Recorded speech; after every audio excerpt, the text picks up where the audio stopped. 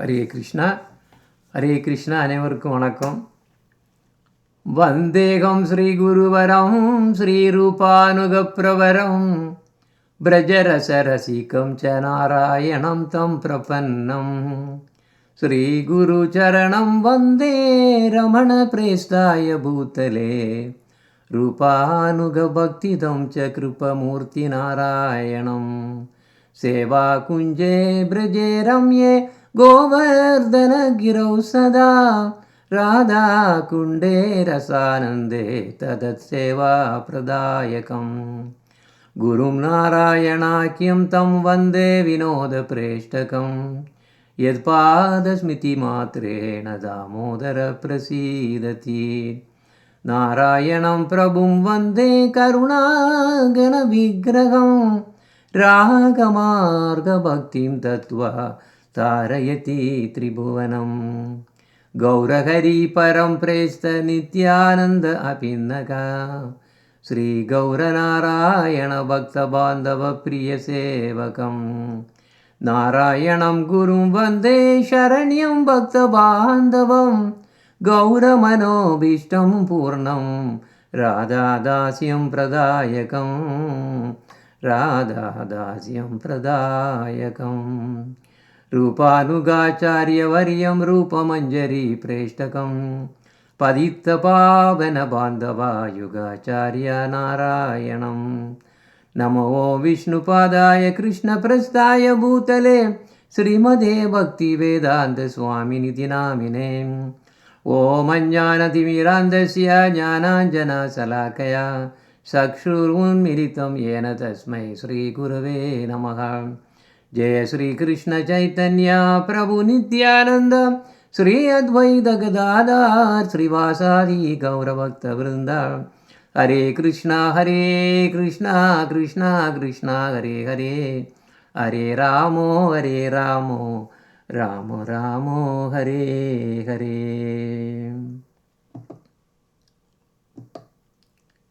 அனைவருக்கும் அனைத்து பக்தர்களுக்கும் பணிவான நமஸ்காரங்கள். ஸோ வகுப்பு 1 மணி நேரம் 15 மினிட்ஸ் தான்.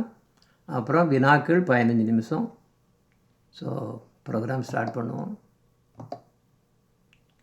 ஸோ இன்றைக்கி அத்தியாயம் 13 பிரமாணமும் பிரேமேயாவும் அப்படிங்கிறது பாகம் 2. நம்ம முன்னால் பாகம் 1 தான் பார்த்தோம். அதில் மெயினாக பிரமாணம்னா என்னது? ஆதாரம், சான்றிதழ், சான்று, ப்ரூஃப். பிரமேயம்னா கருதுகோள், அதாவது அறிவு, நிறுவப்பட வேண்டியது, அது அல்டிமேட் ட்ரூத் தான் பிரமேயம். அப்போ நம்ம என்ன பார்த்தோன்னா பிரமாணத்தில் 10 விதமான பிரமாணத்தை பார்த்தோம். அந்த 10 விதமான பிரமாணத்தில் பார்க்கும்போது கடைசியில் 10ஆவது பிரமாணம் மட்டும்தான் சப்தம். அது மட்டும்தான் நம்ம எடுக்க முடியும், வேறு எதுவுமே எடுக்க முடியாது. இட்ஸ் நாட் ரிலையபிலிட்டி கிடையாது. அது மட்டுமில்லை, விவாதத்தால் ஆன்மீக உண்மையை ஒருபோதும் அறிய முடியாதுன்னு கண்டுபிடிச்சோம். அதுக்கப்புறம் பரம தத்துவம் இங்கக்கூடியது 2வது போனோம். முதல்ல பிரமாணங்கிறது இந்த தசமூல இதில் 10 மூலத்தில் ஃபிலாசபியில் முதல்ல உள்ளது பிரமாணம், 2வது உள்ளது பரம தத்துவம். அதில் பகவானுடைய 6 குணங்களை பார்த்தோம். நம்ம ஸ்டார்ட் தான் பண்ணோம், இன்னும் அது ஃபுல்லாக போகலை. அப்போ இப்போ பிரமாணத்தை என்னதெல்லாம் பார்த்தோம்? பிரத்யக்ஷம், அனுமானம், ஆர்ஷம், உபமானம், அர்த்தாபத்தி, அபாவம், சம்பவம், ஐதிஹ்யம், சேஷ்டா, சப்தம் அப்படின்னு இவ்வளோத்தையும் நம்ம டீட்டெயிலாக பார்த்தோம். நம்ம இப்போ ஃபுல்லாக இப்போ இன்னைக்கு கிளாஸில் போக வேண்டிய அவசியம் இல்லை, ஏன்னா நம்ம இதை கவர் பண்ணிட்டோம். அப்போ கடைசியில் என்ன இது முடிவெடுத்தோம்? சப்தம். வேத சான்றுகள் மட்டும்தான் உண்மை, வேறு எதுவுமே எடுக்க முடியாது. அதான் நம்ம ப்ரூவ் பண்ணோம் லாஸ்ட் கிளாஸாக தான். அப்புறம் தசமூல தத்துவம் ரெண்டை டச் பண்ணோம். பரம தத்துவம்னா என்னன்னு. பரம தத்துவம் ஏன்னா யார்? அதாவது பகவான் ஸ்ரீகிருஷ்ணர் தான் பரம தத்துவம். அந்த பகவானுக்கு 6 குணங்கள் இருக்குது. ஸ்டார்ட் பண்ணோம். அப்போ அந்த ஸ்வயம் பகவானுக்கு 6 குணங்கள் என்னெல்லாம்னு பார்த்தோம்னா, அனைத்து ஐஸ்வர்யங்களையும் பெற்றவர் ஐஸ்வர்யா, அனைத்து பலங்களையும் பெற்றவர் பலா, அனைத்து மகிமைகளையும் பெற்றவர் மகிமா, அனைத்து அழகையும் பெற்றவர் சௌந்தர்யா, அப்புறம் அனைத்து ஞானங்களையும் பெற்றவர் ஞானா, அனைத்தையும் துறந்தவர் வைராக்கியம். ஸோ அப்போ இந்த 6 குணங்கள் வந்து பகவானுடைய முக்கியமான குணங்கள். இதில் இவர் தான் டாப் மோஸ்ட். அதுக்கு இப்போ ஜீவன்களுக்கோ தேவர்களுக்கோ தேவதைகளுக்கோ கொஞ்சம் கொஞ்சம் இருக்கும், இதெல்லாம் கொஞ்சம் கொஞ்சம் இருக்கும், ஒன்றும் கிடையாது. ஆனால் அவருக்கு தான் பரிபூரணம். அதுதான் இது பரம தத்துவம் பரிபூரணம். அதாவது பகவான் மட்டும்தான் பரிபூரணம். அப்போ இன்றைக்கி நாம் எப்படி தொடருவோம்னா, பகவானை நம்ம 2 விதமாக பார்க்கலாம். அங்கி அவருடைய அங்கங்கள் அப்படின்னு 2ஆக பார்க்கலாம். அப்போ அவருடைய ஆன்மீக உடல் நிறைய பேர் என்னென்னா அவருக்கு வந்து எதே கிடையாது, உருவம் கிடையாதுங்கிறாங்க. ஏன்னா இவங்களுக்கு அதுக்கு மேலே தெரியாது, அவங்களால அண்டர்ஸ்டாண்ட் பண்ண முடியாது. அதனால் சரி, அவருக்கு உருவம் இல்லாதவருங்கிறது ஈஸியாக அவங்களுக்கு ஏதோ ஒரு இதில் போயிட்டே இருப்பாங்க. அதனால் அதை வச்சு தான் இந்த நிறைய இந்துஸ் எல்லாம் இதை தான் நினச்சிட்ருக்காங்க.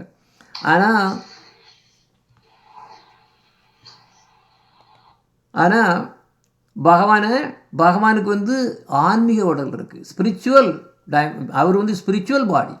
அதை நம்ம அண்டர்ஸ்டாண்டே பண்ண முடியாது. அப்போ அப்படி பார்க்கும்போது அவருக்கு அங்கி அங்கங்கள் நீ 2ஆக நம்ம 2 விதமாக பார்க்கலாம். அப்போ அவருடைய அங்கிக்கும் அவருடைய அங்கங்களுக்கும் நிச்சயமாக தொடர்பு இருக்குது. அதை எப்படி நம்ம எடுக்கலான்னா, இப்போ ஒரு மரம் இருக்குது, மரம் வந்து ஒரு அங்கின்னா அது எல்லாம் சேர்ந்து நம்ம அங்கின்னு அது மரத்தை பற்றி பேசும்போது அந்த அங்கிங்கிறத பற்றி பேசுகிறோம். ஆனால் அதோட கிளைகள், இலைகள், அதோட பழங்கள், பூக்கள் இதெல்லாம் பார்க்கும்போது அது அங்கங்கள் ஆக்சுவலாக. ஆனால் மரண்ணி பேசும்போது எல்லாம் கம்ப்ளீட்டாக சேர்த்து நம்ம சொல்கிறோம். இதே மாதிரி தான் பகவானை வந்து முழுசாக பார்க்கும்போது ஒன்று அவரோட குணங்களையோ அவருடைய லீலைகள் இது எல்லாத்தையும் நம்ம வந்து விவரிக்கலாம். அங்கங்கள்னு பார்க்கும்போது தான் இப்போ தேவர்கள் தேவாதிகள் அவ்வளோ பேருமே அங்கங்கள். அப்போ இப்படி நம்ம பார்க்குறோம். அப்போ இதில் எந்த குணங்கள் அங்கேயே சேர்ந்தது, எந்த குணங்கள் அங்கங்களை சேர்ந்தவேன்னு ஒரு கொஸ்டின் வரலாம். அப்போ இப்போ நம்ம பார்த்தோம்னா நம்ம இப்போ வந்து நம்ம உடலை எடுத்துக்கோம், நாம் வந்து நம்மளோட ஃபுல் உடலை பார்த்தோம்னா அது அங்கி. ஆனால் நம்முடைய கால்கள் கைகள் எல்லாம் பார்த்தோம்னா அதோட அங்கங்கள் இல்லையா? அப்போது இதனால் அங்கி குணங்கள் முதன்மையானதாகவும் அங்க குணங்கள் அடுத்ததாகவும் இருக்குன்னு இதில் வருது, தத்துவத்தில் வருது. அப்போ இப்படி பார்க்கும்போது அவருடைய அழகு எடுத்துக்கின்னு வச்சுக்கோங்க, அது அவருடைய பகவானின் அங்கியின் குணமாகிறார். அதுக்கு கிருஷ்ணர் எவ்வளோ ஃபுல்லாக சௌந்தர்யா, ஐஸ்வர்யம், பலம், மகிமை இந்த 3 குணங்களும் அந்த இதில் என்ன ஆயிருக்கு, அங்கங்களோட குணம்னு தான் எடுக்கிறாங்க. அதே மாதிரி ஞானம், வைராக்கியம் இதெல்லாம் அவருடைய வெளிச்ச ஜோதி பிரகாச குணம்னு எடுக்கிறாங்க. அப்போ இந்த 2யும் அவரது அங்கங்களோட நேரடியாக சம்பந்தப்பட்டவை அல்லன்னு வருது. அப்போ ஞானமும் வைராக்கியமும் உண்மையிலேயே நிர்விகார ஞான சம்பந்தப்பட்டதாகும் அப்படின்னு வருது. அப்போ இந்த நிர்விகார ஞானம் தான் நிர்விசேஷ பிரம்மத்தின் உள்மூலம். இப்போ பாருங்கள், ஜெயதர்மம் கொஞ்சம் ரொம்ப டீப்பாக போகிறனாலே சிறிச்சமே அப்படி இதாக இருக்கும். பட் திருப்பி படிக்க தெரியும் என்னென்னு. இந்த நிர்விகார ஞானம் தான் நிர்விசேஷ பிரம்மத்தோட உள்மூலம். பிரம்மம் வந்து என்னது வேறு ஒன்றும் இல்லை, அவருடைய பிரகாசம்தான். அந்த ஆன்மீக லோகத்தோட பிரகாசம். அந்த ஆன்மீக லோகத்தோட பிரகாசம் எங்கேருந்து வருது? அவருடைய அங்கத்திலிருந்து வருது. அப்போ மாறாத, அது சேஞ்சே இருக்காது, ஒன்றும் கிடையாது, டிஃப்ரென்ஸ் ஒன்றும் கிடையாது. அது மட்டுமில்லை, செயலற்ற நிர்விசேஷ பிரம்மம் எந்த விதமான அங்கங்களோ அதுக்கு கிடையாது. அது கிடையாது. இது ரொம்ப டிஃபிகல்ட் டு அண்டர்ஸ்டாண்ட். அதனால் இந்த பிரம்மத்தை வந்து ஒரு தனியான தத்துவம்னு எடுக்கவே கூடாது முதல்ல. ஏன்னா பிரம்மம் வந்து தன் மூலப்பொருளான பகவானை மட்டுமே சார்ந்திருக்க முடியும். பகவான் இல்லைன்னா பிரம்மம் தனியாக இருக்க முடிஞ்சு. ஆனால் இந்த அத்வைதவாதிஸ் இருக்காங்களே, மாயாவாதிகள் என்ன சொல்கிறாங்க, பிரம்மம் தான் உண்மை, பிரம்மத்திலிருந்து வர்றது தான் அதில் ஒரு விகாரம் ஏற்படுதான், மாயினால் ஒரு விகாரம். அதாவது சொல்லுவாங்க பிரம்மன் தான், அதை தவிர வேறு எதுவும் இல்லைன்னு அடிச்சிருவாங்க. அப்புறம் சொல்லுவாங்க அந்த பிரம்மத்திலிருந்து தான் பகவான் வராராம். அந்த பகவான் எதில் ஏன் வராரா? மாயினால் வராரு. அப்போ பிரம்மன் தான் இல்லைன்னா மாதிரி மாயை எங்கேருந்து வந்தது, பகவான் எங்கேருந்து வந்தது, எல்லாம் சுத்தமாக குழப்பி வச்சுருவாங்க. அப்போ உண்மை என்னென்னா, உண்மைன்னா என்னது, அது பகவான் தான் ரியல். அவருடைய அங்க காந்தி தான் பிரம்மம். அப்போ இந்த பிரம்மம் அவருடைய அங்க காந்திங்கிறதுனால பிரம்மம் தனியாக இருக்க முடியாது. அது மட்டும் இல்லை, இந்த பிரம்மத்துக்கு ஒரு குவாலிட்டி ஒன்றும் கிடையாது. குவாலிட்டினா ப்ராப்பர்ட்டிஸ், குணங்கள் ஒன்றுமே கிடையாது. அது ஒன்றும் இல்லாதனால இது ஒரு வஸ்து கூட கிடையாது. இது ரொம்ப டீப்பாக போகுது பாருங்க. நம்ம இது வரைக்கும் வஸ்துன்னு பண்ணோம். பகவான் ஒரு வஸ்து, ஜீவாத்மா வஸ்து, அதே மாதிரி பிரகிருதி அதுவும் வஸ்துன்னு எடுத்தோம். நம்ம முன்னால் பார்த்தோம், முன்னால் உள்ள கிளாஸில் நம்ம பார்த்தோம். அப்போ அந்த வஸ்துக்களில் அந்த இது 3 விதமான வஸ்துக்கள். அந்த வஸ்துக்களில் பிரம்மத்தை நம்ம வஸ்துவாகவே எடுக்கலை. அதுதான் இங்கே வந்து கன்ஃபார்ம் ஆகுது. பகவான் இல்லாமல் பிரம்மம் தனியாக இருக்க முடியாது, அது கரெக்டு. இருந்தாலும் பிரம்மம் வந்து ஒரு வஸ்து இல்லை. ஏன்? குவாலிட்டி கிடையாது, ப்ராப்பர்ட்டிஸ் கிடையாது. ஏன்னா வஸ்துன்னா அதுக்கு குணங்கள் இருக்கும். ஜீவன்னா அதோட குணங்கள் இருக்குது, பகவானுக்கு குணங்கள் இருக்குது, பிரகிருதிக்கு குணங்கள் இருக்குது. ஆனால் பிரம்மத்துக்கு குணம் கிடையாது. அப்போ பிரம்மம் வந்து ஒரு வஸ்துவே கிடையாது. அப்போது இந்த விஷயத்தில் நாம் வந்து சூரியனையும் அதோடைய ஒளிக்கதிரையும் நான் முன்னாடி சொன்னோம், அங்கே காந்தி பிரம்ம அங்கே காந்தி தான்றனி நம்ம அந்த ஸ்லோகமெல்லாம் போட்டு அது ஒரு உதாரணம் தான். அவங்க சொல்லப்போனால் அதையும் கூட சரியாக சொல்ல முடியாது. ஏன் சொல்ல முடியாது? சூரியனை வந்து பகவான் எடுத்து விடுவோம், அதோட ஒளிக்கதிர்களை வந்து ஜீவாத்மான்னு எடுத்தோம்னா இல்லை, அதில் உள்ள ஜீவாத்மா வந்து ஒளிக்கதிர் ஃபோட்டான் மாதிரி. இது மட்டும் இல்லை, பிரம்மத்தையும் வெளிச்சம்னு எடுக்கிறோம். இதில் அந்த உதாரணத்தில் அப்படி தான் நம்ம கொடுக்குறோம். அப்போ அந்த உதாரணத்தில் வரக்கூடிய பிரம்மம் வந்து ஃபோட்டான். இந்த ஃபோட்டான் வந்து என்ன பண்ணும்? ஸ்பீட் ஆஃப் லைட் அந்த அளவுக்கு வேலை. அது 3 மல்டிப்ளைட் பை 10⁸ மீட்டர்/செகண்ட் ஓடும். 186,000 மைல்/செகண்ட் ஓடும். அது ஃபோட்டான் ஓடும். பிரம்மத்துக்கு அந்த மாதிரிப்பட்ட ஸ்பீடுன்னே ஒன்றும் கிடையாது, அந்த ட்ராவல்னே கிடையாது. அப்போ அது மட்டும் இல்லை, ஃபோட்டானுக்கு வந்து என்ன பண்ணணும்னா அதோட ஃப்ரீக்வன்சி எவ்வளோ இருக்கோ அதுக்கு தக்கவாறு அதோட ஸ்ட்ரென்த் இருக்குது, அதோட எனர்ஜி இருக்குது. அது மட்டும் இல்லை, ஃபோட்டான்ஸ் வந்து பார்ட்டிகிள்ஸ் மாதிரியும் பிஹேவ் பண்ணும், வேவ்ஸ் மாதிரியும் பிஹேவ் பண்ணும். இதுக்கு நோ மாஸ் கிடையாது ஃபோட்டானுக்கு. ஆல்வேஸ் எப்போவுமே மோஷனில் தான் இருக்கும், நிற்காது. ஃபோட்டான் நிற்காது. அப்போ இப்படி குவாலிட்டிஸ் இருக்குது, ப்ராப்பர்ட்டிஸ் இருக்குது, பிஹேவியர் நமக்கு தெரியும். ஆனால் பிரம்மத்துக்கு எந்த விதமான குணங்களுமே கிடையாது. அப்படின்னா நம்ம சூரியனையும் அதோடைய ஒளிக்கதிர்களையும் ஒப்பித்து இது இப்படி தான் பிரம்மம் அப்படின்னு சொல்லுது, அதுவும் சரி கிடையாது. பகவான் தான் உண்மையான வஸ்து. அவரது குணம் பிரம்மம் வந்து அவருடைய ஒரு கேரக்டரிஸ்டிக் மட்டும்தான். அதான் நெருப்பு வந்து ஒரு உண்மையான வஸ்து. அந்த நெருப்பில் இருக்கக்கூடிய ஜோதி ஒரு குணம்தான். அது ஒரு வஸ்து கிடையாது. அப்போ நெருப்பு இல்லாமல் நெருப்பின் ஜோதி தனியாக இருக்க முடியாது. இதேபோல் தான் பிரம்மமும், அது பகவானிலிருந்து தோன்றும் ஜோதியே. பிரம்ம அங்க காந்தி தான்ற நிர்விசேஷ பிரகாஷே சூரியேன சர்ம சக்ஷே ஜோதிர்மய பாசே. இதுதான், வேறு ஒன்றும் இல்லை, கிளியராக சைத்தன்ய சரித்திரமில் வருது. இப்படி தான் நம்ம அண்டர்ஸ்டாண்ட் பண்ண முடியும் பிரம்மத்தை. அது ஒன்றும் கிடையாது. அப்போ எப்படி பண்ணணும்? அந்த அந்த அந்த காந்தி அங்கே யார் பிரம்மங்கிறது யாரோட அங்கே காந்தி? பகவான் ஸ்ரீ கிருஷ்ணரோட அங்கே காந்தி, தேஜஸ். இப்படி தான் நம்ம எடுக்க முடியும். அதுதான். அப்புறம் இப்போ நம்ம இது டிஸ்கஷனுக்கு வருது கொஞ்சம். பிரஜநாதர் கேட்குறாரு, ஆனால் பிரம்மத்தில் அதில் வரக்கூடிய நிர்விசேஷ குணத்தை பற்றி வேதங்களில் நிறைய இடங்களில் எழுதியிருக்கு. அங்கே எல்லாம் கடைசியில் பார்த்தோம்னா ஓம் சாந்தி சாந்தி ஹரி ஹரிஹி ஹரிஹி ஓம் அப்படின்னு முடியுதே. இதில் இந்த ஹரிஹி ஓம்ங்கிறது என்னது? அது பரம உண்மையை கூறி அப்படி அப்போ இதில் யார் ஸ்ரீ ஹரி யார் அது அப்படின்னு கேட்குறாரு. அதுக்கு பாபாஜி சொல்கிறாரு, சித் லீலா மிதுனா ரூபத்தில் லீலைகள் புரியும் ஸ்ரீ ராதாவும் ஸ்ரீ கிருஷ்ணாவும் சேர்ந்த சொரூபமே ஸ்ரீஹரி ஆகும் அப்படின்னு சொல்கிறார். அப்போ பிரஜநாதர் கேட்குறாரு, அது இன்னும் கொஞ்சம் விளக்கமாக சொல்லி கொடுங்க. சரி, நான் இதை பற்றி இன்னொரு தடவை விளக்கமாக சொல்கிறேன். அப்போ பாபாஜி சொல்கிறாரு, இன்னும் பிரஜநாதன் இன்னும் அதுக்குள்ள கூடுறாரு, இந்த மாதிரி விளக்கமாக கொஞ்சம் சொல்லுங்கன்னு கேட்டுட்டு, இந்த பிரபஞ்சத்தை படைத்த பரமாத்மா உண்மையிலேயே ஸ்ரீ பகவானின் ஒரு அம்சம்தான். பரமாத்மா வந்து ஸ்ரீ பகவானோட ஒரு அம்சம் தானே. அப்படின்னு எதை எனக்கு புரியல சரியா, அதை கொஞ்சம் அதையும் சொல்லி கொடுங்க அப்படின்னு கேட்குறேன். அப்போ ஹரினா ஸ்ரீஹரி யார்? இதே மாதிரி இந்த பிரபஞ்சத்தை படைத்த பரமாத்மா பகவானுடைய ஒரு சிறு அம்சம்தான் அப்படின்னுங்கிறது நீங்கள் சொல்கிறீங்க. அதையும் கொஞ்சம் விளக்கி கொடுங்க. அதுக்கு பாபாஜி சொல்கிறாரு, ஐஸ்வர்யம் வீரியம் இப்படிங்கக்கூடிய குணங்களோட ஸ்ரீஹரி அனைத்தும் எல்லா உலகத்தையும் அவர் படைக்கார்.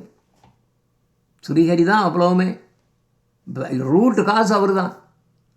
பின் அவருடைய தன் அம்சமான ஸ்ரீ விஷ்ணுவாக அந்த தான் படைத்த உலகங்களுக்கு உள்ளேயே நுழைஞ்சிடுறாரு. விஷ்ணுன்னா எல்லா இடத்துலையும் அப்படியே விஸ்தாரமாக எல்லா இடத்துலையும் புகுந்தவர்னு அர்த்தம். அப்போ பகவானோட ஒவ்வொரு அம்சமும் பரிபூரணமானவை.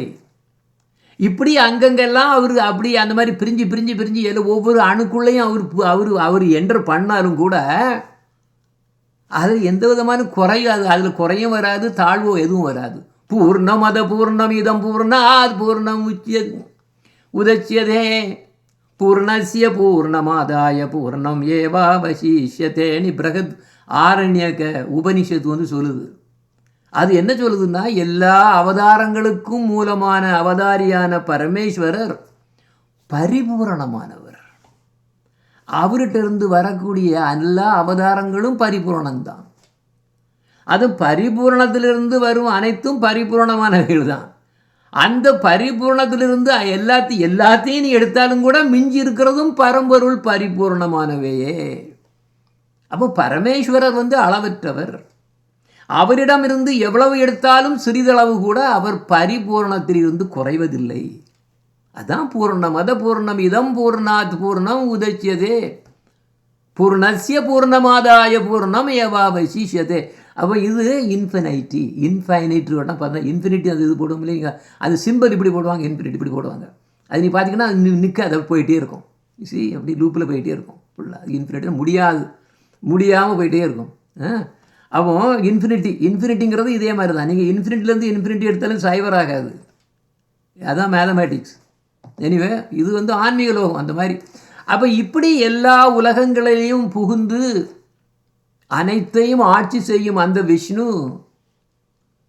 எங்கே இருக்காரு? எல்லா ஜீவன்களுடைய இதயத்தில் இருக்கார். அப்படி அவர் இருக்கும்போது அவருக்கு பரமாத்மானி பேர். அப்போ 3 விதமான விஷ்ணுக்கள் இருக்காங்க.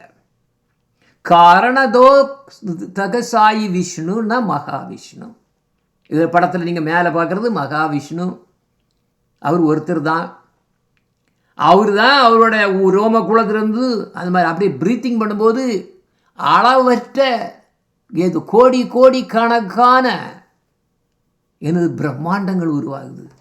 அந்த பிரம்மாண்டங்கள் அப்படியே இந்த இது மாதிரி வரும், எப்படி கிளஸ்டராக வர மாதிரி வரும். அது சயின்டிஸ்ட் சொல்கிறானுங்க. என்ன சொல்கிறானுங்க? கேலக்ஸிங்காங்க. அந்த கேலக்ஸியை நீங்கள் எடுத்து போனோம்னா நிறைய கேலக்ஸி சேர்ந்தாச்சுன்னா அது ஒரு கிளஸ்டர். அந்த மாதிரி நிறைய இன்னும் கிளஸ்டர் அப்படி சேர்க்கும்போது சூப்பர் கிளஸ்டருங்கிறாங்க.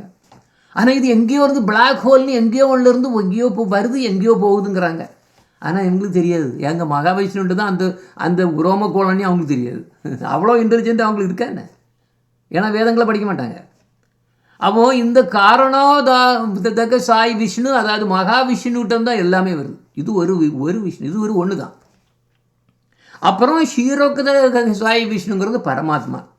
அவர் என்ன பண்ணுவார்னா, அவர் படைக்கக்கூடிய இதில் எல்லா ஜீவன்களும் அங்கங்கே போய் எல்லாம் அங்கங்கெல்லாம் ஆக்குப்பை பண்ணுது, எல்லா உலகங்களையும் போகுது. அங்கே போகக்கூடிய இதில் அந்தந்த ஜீவராசிகளுடைய இதயத்தில் இருக்கார். இவர் அங்கேயும் போயிடுறாரு. ஷீரோதக சாய் விஷ்ணுன்னு பரமாத்மா. அப்புறம் 3வது இருக்கார். சரி, இவர் இப்படி பிரமாண்டமெல்லாம் பண்ணிகிட்டே இருக்காரு, ஒவ்வொரு பிரமாண்டத்திலையும் அதை பார்க்கணுமே, மெயின்டைன் பண்ணணுமே. அவரே கர்ப்போதக சாய் விஷ்ணுவாகவும் மாறுறார். அப்போ கர்ப்போதக சாய் விஷ்ணு எத்தனை பிரம்மாண்டம் இருக்கோ அத்தனை பிரம்மாண்டம் அழியும் போது என்னாகும்? கர்ப்போதக சாய் விஷ்ணு மகாவிஷ்ணுக்குள்ளே போயிடுவார். பிரம்மதேவர் தூங்கும்போது எங்கே போகிறார்? அவர் கர்ப்போதக விஷ்ணுக்குள்ளே இருக்கார்.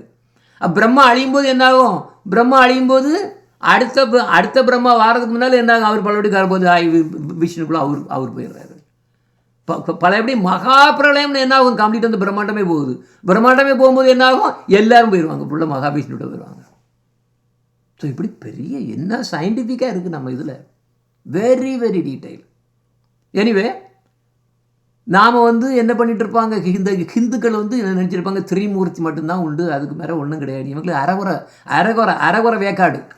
ஹிந்துக்கள் அவ்வளோமே அரைகுறை வேக்காடு. அவங்க சிவன் விஷ்ணு பிரம்மா தவிர வேறு எது இல்லைன்றுவாங்க. அப்படி சொல்லும்போது அது யார், அவங்க என்னத்தை சொல்கிறாங்க, ஒரு பிரம்மாண்டத்தை தான் அவங்க சொல்கிறாங்க. கோடிக்கணக்கான பிரம்மாண்டம், அவையெல்லாம் கோடிக்கணக்கான வந்து ஒரு கேலக்சியில் இருக்குது. அந்த அதான் அது ஆகாஷ கங்கா, நம்ம இதில் எல்லாமே இருக்குது கம்ப்ளீட்டாக. அது எல்லாம் நிறைய இந்த மாதிரி நிறைய ஆகாஷ கங்கா சேரும்போது அதை தான் இவங்க வந்து கிளஸ்டருங்கிறாங்க. அதுக்கப்புறம் சூப்பர் கிளஸ்டர்னு இப்படி போயின்னு இருக்கு. இதில் ஒரு சின்ன முட்டை, அதுதான் பிரம்மாண்டம். அப்போ இந்த பிரம்மாண்டத்தில் இருக்கக்கூடிய இந்த 3 பேர் இது சிவா விஷ்ணு பிரம்மத்தை வச்சுட்டு இவங்க சொல்லுவாங்க இதுக்கு மேலே ஒன்றும் கிடையாதுருவாங்க. அரைகுறை வேக்காடு. இந்த ஹிந்துக்கள் அவ்வளோமே அரைகுறை வேக்காடு தான். அப்போ ஒவ்வொரு பிரம்மாண்டத்திலையும் ஒரு சிவன், ஒரு விஷ்ணு, ஒரு பிரம்மா இருக்கிறதுன்னு அவங்களுக்கு தெரியாது. அப்போ இந்து மக்கள் வழிபடும் இந்த மும்மூர்த்திகளும் உண்மையில் மேலான உண்மை அல்ல. இங்கே வரும் விஷ்ணு கர்ப்போதய சாய் விஷ்ணு ஆகும். ஆனால் பிரம்மாண்டம் அழியும் போது, அதாவது மகாவிஷ்ணு, யார் மகாவிஷ்ணு, காரணோதக சாய் விஷ்ணு சுவாசத்தால் பிரம்மாண்டங்களை திருப்பவ தன்னுள் இழுக்கும்போது எல்லாம் மகாவிஷ்ணுக்குள்ளே போயிடும். நான் இதுதான் சொன்னேன், நான் லாஸ்ட்லேயும் சொன்னேன். ஆனால் மகாவிஷ்ணுவோ யார், ஸ்ரீகிருஷ்ணனோட ஒரு அம்சம், ஒரு அம்சம்தான் அது. அதுவும் எப்படி அங்கேருந்து பலராம்லேருந்து வந்து அதுக்கப்புறம் மூலசங்கர்ஷன் பிரத்தியும் எப்படி பிரத்தியம்னா அனுபவத்தா இப்படி வாசுதேவா இப்படி பிரிஞ்சு அதில் வரக்கூடிய மூலசங்கர்ஷன் வந்து கீழே திருப்பி பழையபடி 2வது குவார்டர் எக்ஸ்பான்ஷன் வரும்போது இவர் என்ன பண்ணுவார், இவர் மகா சங்கர்ஷனாக வராரு. இந்த மகா சங்கர்ஷன்லேருந்து வரக்கூடியவங்க தான் சதாசிவரும் மகாவிஷ்ணு. இந்த மகாவிஷ்ணு அப்போ நம்ம பகவான் ஸ்வயம் கிருஷ்ணனோட ஒரு சின்ன அங்கம், ஒரு சின்ன அம்சமே. எனவே பரம உண்மை பிரம்மாண்ட சிவன் விஷ்ணு பிரம்மா அனைத்துக்கும் அப்பாற்பட்டது. இது நல்லா ஞாபகம் வைக்கணும். கொஞ்சம் போல இவ்வளவுத்தை வச்சுட்டு நான் சிவன் விஷ்ணு பிரம்மா இதான் எல்லான்ட்டு பண்ணிட்டு இருந்தோம்னா ஒன்றும் கிடையாது, நத்திங்னு அர்த்தம். பரம உண்மை எங்கேயும் இருக்குது. இந்த பிரம்மாண்ட சிவன் விஷ்ணு பிரம்மா அனைத்துக்கும் அப்பாற்பட்டது, ரொம்ப அப்பாற்பட்டதுன்னா ரொம்ப அப்பாற்பட்டது. அப்போ பகவானுடைய ஒரு சிறு அம்சமான காரணோதக சாய் விஷ்ணு ஜட உலகங்களுக்கும் சித்து, அதாவது ஆன்மீக உலகங்களுக்கும் இடையில உள்ள பிரஜா நதி அப்படிங்கக்கூடிய இடத்துல காரண சமுத்திரத்தில் சயனித்திருக்கிறார். யாரு, காரணோதய விஷ்ணு மகாவிஷ்ணு. அங்கே இருந்து நீங்கள் அது இந்த படத்தில் வந்து ரைட் சைடில் பாருங்க. இது என்னென்னா இந்த ஹோல் தீங்க கோலோக்கா பாதாள லோகாட்டு கோலோக்கானி ஒரு புக்கு எழுதுக்கு ஆரம்பிச்சு டைம் இல்லாமல் போயிட்டுருக்கு. அப்போ இதில் நிறைய சார்ட்ஸ் அவங்கவுங்க பண்ணியிருக்காங்க. இது வந்து கவுடியாவில் இருந்து இந்த அவங்க பண்ணது. இதுலேயும் சில கூஃப்ஸ் இருக்குது. அதே மாதிரி இன்னொரு சார்ட்டு நான் முன்னால் யூஸ் பண்ணுவேன், அதுலேயும் மிஸ்டேக்ஸ் இருக்குது. சரி, எதுவும் பெர்ஃபெக்டாக இல்லை, சாஸ்திரத்தை மாதிரி கரெக்டாக அவங்க பண்ணலை. ஏன்னா இது ஈஸியாக அண்டர்ஸ்டாண்ட் பண்ண முடியாது.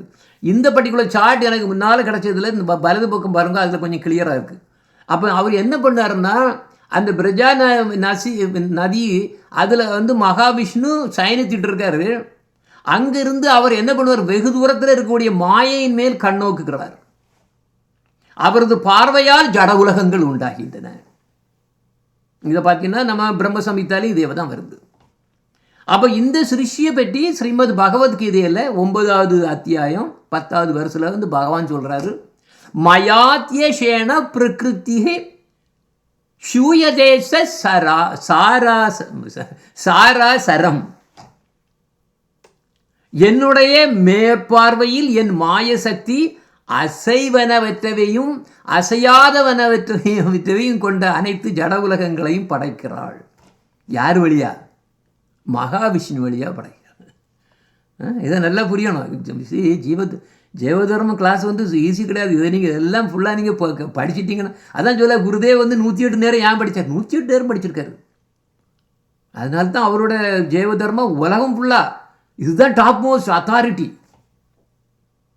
நம்மகிட்ட சொல்கிறாரு நீ 50 நேரமாவது படிக்கணும், அதுக்கு பிறகு தான் நீ பகவத்கீதை எல்லாம், அதுக்கு பிறகு நீ பகவத்கீதையும் தேவை கிடையாது, பாகவத்தில் உள்ள ஃபிலாசபியும் தேவை கிடையாது, சைத்தன்ய சரிதாமத்தில் உள்ள இதுவும் கிடையாது, எல்லாமே இங்கேயே இருக்குது. நீ அது பிறகு படிக்கும்போது கிட்டத்தட்ட நீ ஜஸ்ட் ரிவிஷன் தான் உனக்கு அது அப்படின்னு குருதேவோட இது எப்போவுமே அப்படி தான். ஜெய்வ தர்மா ஃபஸ்ட்டு, அதை நீ திருப்பி படி, புரியலையா திருப்பி படி, வேறு எல்லாமே வந்துடும், ஆட்டோமேட்டிக்காக வந்துடும். அதுக்கப்புறம் எல்லாம் வந்து ரசத்தத்துவம்னு அங்கங்கெல்லாம் ஓடுறாங்க, எல்லாமே அதில் இருக்குது. இதை ஐத்தரேய உபனிஷத்தில் ச ஐஷத பரமாத்மா அப்படின்னு அதில் வருது, பார்த்தாருன்னு வருது. அது பரமாத்மா இதில் என்னென்னா அதே மாதிரி இதே உபனிஷத்தில் ச இமா லோகான் அஸ்ருஜத்னு ஒன்று, பரமாத்மா மாயை பார்த்ததால். அப்போ ஆக்சுவலாக ஸ்பெசிஃபிக்கலாக யார்? மகாவிஷ்ணு. ஆக்சுவலாக மகாவிஷ்ணு மாயை பார்த்ததால் எல்லா அசைவற்றவையும் அசையாதவற்றவை எல்லாம் கொண்ட அனைத்து ஜட உலகங்களும் படைக்கப்பட்டன. நீ அதுலேயும் வருது, எதில்? ஐத்தரேய உபனிஷத்தில் வருது. அப்போ இந்த காரணோதக சாய் விஷ்ணுங்கக்கூடிய மகாவிஷ்ணு மாயையின் மேல் செலுத்திய சக்தி வாய்ந்த பார்வையினால் யார் வரா? கர்ப்போதக சாய் விஷ்ணு வராரு. இப்போ 3 விஷ்ணுவை பற்றி பேசிகிட்டு இருக்கோம். அதில் நான் நம்பர் போட்டு கொடுத்துருக்கேன். நம்பர் 1 வந்து அங்கே பாருங்க, மகாவிஷ்ணுன்னு இப்போ நம்பர் 1 கொடுத்துருக்கோம், புழுவில் பாருங்க நம்பர் 1 இருக்கும். மகாவிஷ்ணு தான் யார்? அதை மாயையின் மேல் வந்து ஜஸ்ட் பார்வை தான், அவ்வளோதான். எல்லாமே கிடுக்கிடுன்னு ஆரம்பிக்கும். யார் மூல காரணம்? அது பகவான் கிருஷ்ணாவோட சிருஷ்டி லீலை. அவர் ஆசைப்படுறாரு, சிருஷ்டிக்கு ஆசைப்படுறாரு. அதை மகாவிஷ்ணு அதை செயல்படுத்துகிறாரு. மாயாதேவி அதில் உடந்தையாக இருந்து கடைசியில் உலகங்கள் உண்டு பண்ணுது. எல்லாம் தான் பிரம்மாண்டம். பிரம்மாண்டத்தில் இதுதான் ஃபுல்லாக அந்த சிருஷ்டி உள்ளே நடக்கிறது. இதே மாதிரி தான் நடக்குது ஃபுல்லாக கம்ப்ளீட்டாக. அப்போ அதில் விஷ்ணு யார் சொன்னேன்? ஃபஸ்ட் வந்து மகாவிஷ்ணு. நீங்கள் கீழே இன்னும் கொஞ்சம் பாருங்கோ, 2 நீ போட்டிருப்பேன் கீழே. இதுதான் கர்ப்போதய சாய் விஷ்ணு. ஒவ்வொரு பிரம்மாண்டத்துலேயும் ஒருத்தர் இருப்பார். அவர்கிட்ட தான் அந்த நாபியில் இருந்து வரக்கூடிய அதில் வந்து தான் பிரம்மதேவர் இருக்கார். அந்த நாபிக்கு உள்ள அந்த ஸ்டெம்மில் தான் 14 லோகங்களும் இருக்குங்க, இல்லையா? அப்போ யார் பரமாத்மா? நம்பர் 3 போட்டிருக்கேன். அது இங்கே இந்த சார்ட்டில் சரி கிடையாது, என்னத்தையோ பண்ணி வச்சுருக்காங்க. 3 நீங்கள் லெஃப்டில் பாருங்க. இந்த பரமாத்மா ஒவ்வொரு ஹார்ட்லேயும் ஒரு ஜீவராசிகளில் இருக்கார், ஒவ்வொரு அணுவிலையும் இருக்கார். அதையும் முக்கியமாக பார்க்கணும். இதுதான். அப்போ அந்த மகாவிஷ்ணுவோட ஆன்மீக பார்வையின் போது உண்டானது தான் எல்லாம் ஜட உலகங்கள், அதுவும் வரக்கூடிய எல்லா வாழக்கூடிய இந்த பத்த ஜீவன்களும். இந்த ஜீவாத்மாக்களோட இதயங்களில் ஈஸ்வரர் ஒரு பெருவிரல் அளவுக்கு ஷீரோகத சாய் விஷ்ணு. அதான் ஷீரோகதாய். ஷீரனா என்னது? பால் தயிர். ஷீரோகதாய் விஷ்ணுனா அதாவது அவர் வந்து பால்குடல். இந்த பார்க்குடல் விஷ்ணு வந்து இவர் தான், ஷீரோகதாய் விஷ்ணு தான். அவரும் உட்கார்ந்துருக்கார். இந்த விஷ்ணுக்கு இன்னொரு பேர் இருக்குது, ஹிரண்ய கர்ப்பர் அப்படின்னு இன்னொரு பேர் இருக்குது. யாருக்கு? ஷீரோகதாய் விஷ்ணுக்கு. இன்னும் பார்த்தோம்னா இந்த ஜீவாத்மா பரமாத்மா, நம்ம பரமாத்மா பற்றி பேசிகிட்டு இருக்கோம். இப்போ 3வது விஷ்ணுவை நம்ம பற்றி பேசிகிட்டு இருக்கோம். அதை பற்றி ஸ்வேதாஸ்வதர உபனிஷத்தில் என்ன எழுதியிருக்கு? துவா சுபர்ணா சாயுஜா சகாயா. அப்போ என்ன சொல்லுதுன்னா, ஜீவாத்மாவோட இதயத்தில் ஜீவாத்மாவும் பரமாத்மாவும் ஒரு மரக்கிளையில் உட்கார்ந்துருக்கக்கூடிய 2 பறவைகள் போல் உட்கார்ந்துருக்காங்களாம். அதை நான் அப்படி சிம்பாலிக்காக நான் போட்டு காணிக்கேன். பார்த்தீங்களா? அதான் யார்? இப்போ இவர் பரமாத்மாவும் இருக்கார். நீங்கள் அதை பார்த்தீங்கன்னா கிருஷ்ணர் படத்தை போட்டு வச்சுருக்காங்க. அதை எடுத்தேன். அடுத்தால பார்க்கறதுல இன்னொன்று முட்டை அங்கே இன்னொன்று அது ஜீவாத்மாவும் உள்ளே இருக்குது. இந்த மாயாவாதிகள் வந்து ஒன்றுக்கு வித்தியாசம் கிடையாது. ஜீவாத்மாவும் பரமாத்மாவும் எல்லாம் ஒன்று தான், சாம்பார்ன்றவாங்க. அது அவ்வளோமே தப்பு.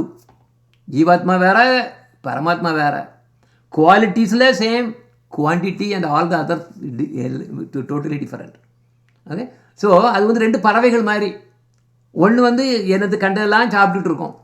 சில சமயம் நல்ல பழமாக இருக்கும், சில சமயம் கசப்பான பழமாக இருக்கும். அது சாப்பிட்டு அதை என்ஜாய் பண்ண அது பண்ணிகிட்ருக்கோம். ஆனால் பரமாத்மா உட்காந்து பார்த்துட்டே இருக்கும். ஃப்ரெண்டு இவன் எப்பண்டா எழுந்துருது நம்மளை பார்ப்பான்ட்டு அவர் வெயிட் பண்ணிகிட்டு இருக்காரு. அவரும் தூக்கத்தில் தான் இருக்கார். ஏன்னா இவன் தூக்கத்தில் இருக்கான். யார்? ஜீவாத்மா தூக்கத்தில் இருக்கான். அவன் கிளம்புன உடனே இவர் ரெடியாக உடனே எடுத்துருவார். என்ன பண்ண எப்படி பண்ண? அவன் தூக்கத்துலேருந்து கிளம்புறனா என்ன அர்த்தம்? எழும்புறனா என்ன அர்த்தம்? எனக்கு இந்த உலகம் வேண்டாம், எனக்கு என்ஜாய் பண்ண வேண்டாம், எனக்கு வேணும் இது வேண்டாம் அது வேண்டாம், எனக்கு பணம் வேண்டாம் இது வேண்டாம், கல்யாணம் வேண்டாம் அது வேண்டாம், குப்பை எல்லாம் எல்லாமே குப்பை அப்படின்னு அவன் கடைசியில் ஃப்ரஸ்ட்ரேட் ஆகிட்டு என்ன பண்ணுவான்? Wire is காடுமா. பகவத்கீதைக்கு ஓடுவான், அங்கே ஓடுவான். அப்போ இவர் எழுந்துருவார். ஐயா நீ இப்போ உனக்கு குரு தேவை. அந்த நேரத்தில் ஒரு குரு, அதுவும் சரியான குரு வரணும்.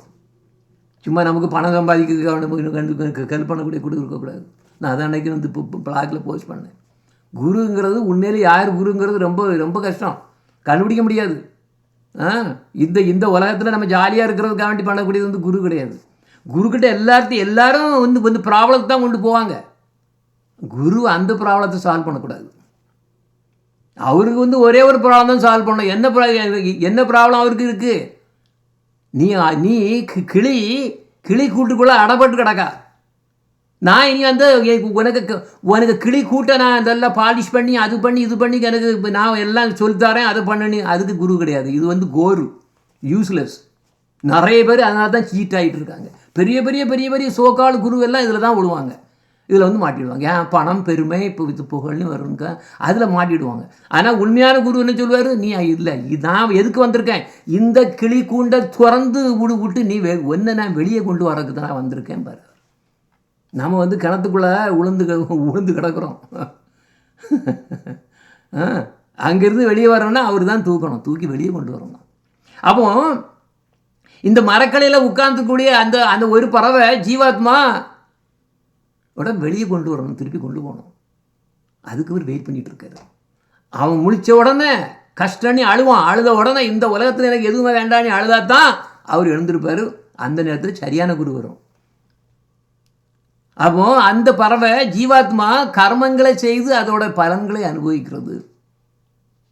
அப்போ இந்த தத்துவத்தை பகவான் கீதோபனிஷத்துக்கு, அது கீதோபனிஷன் என்னது? அதுதான் பகவத்கீதை.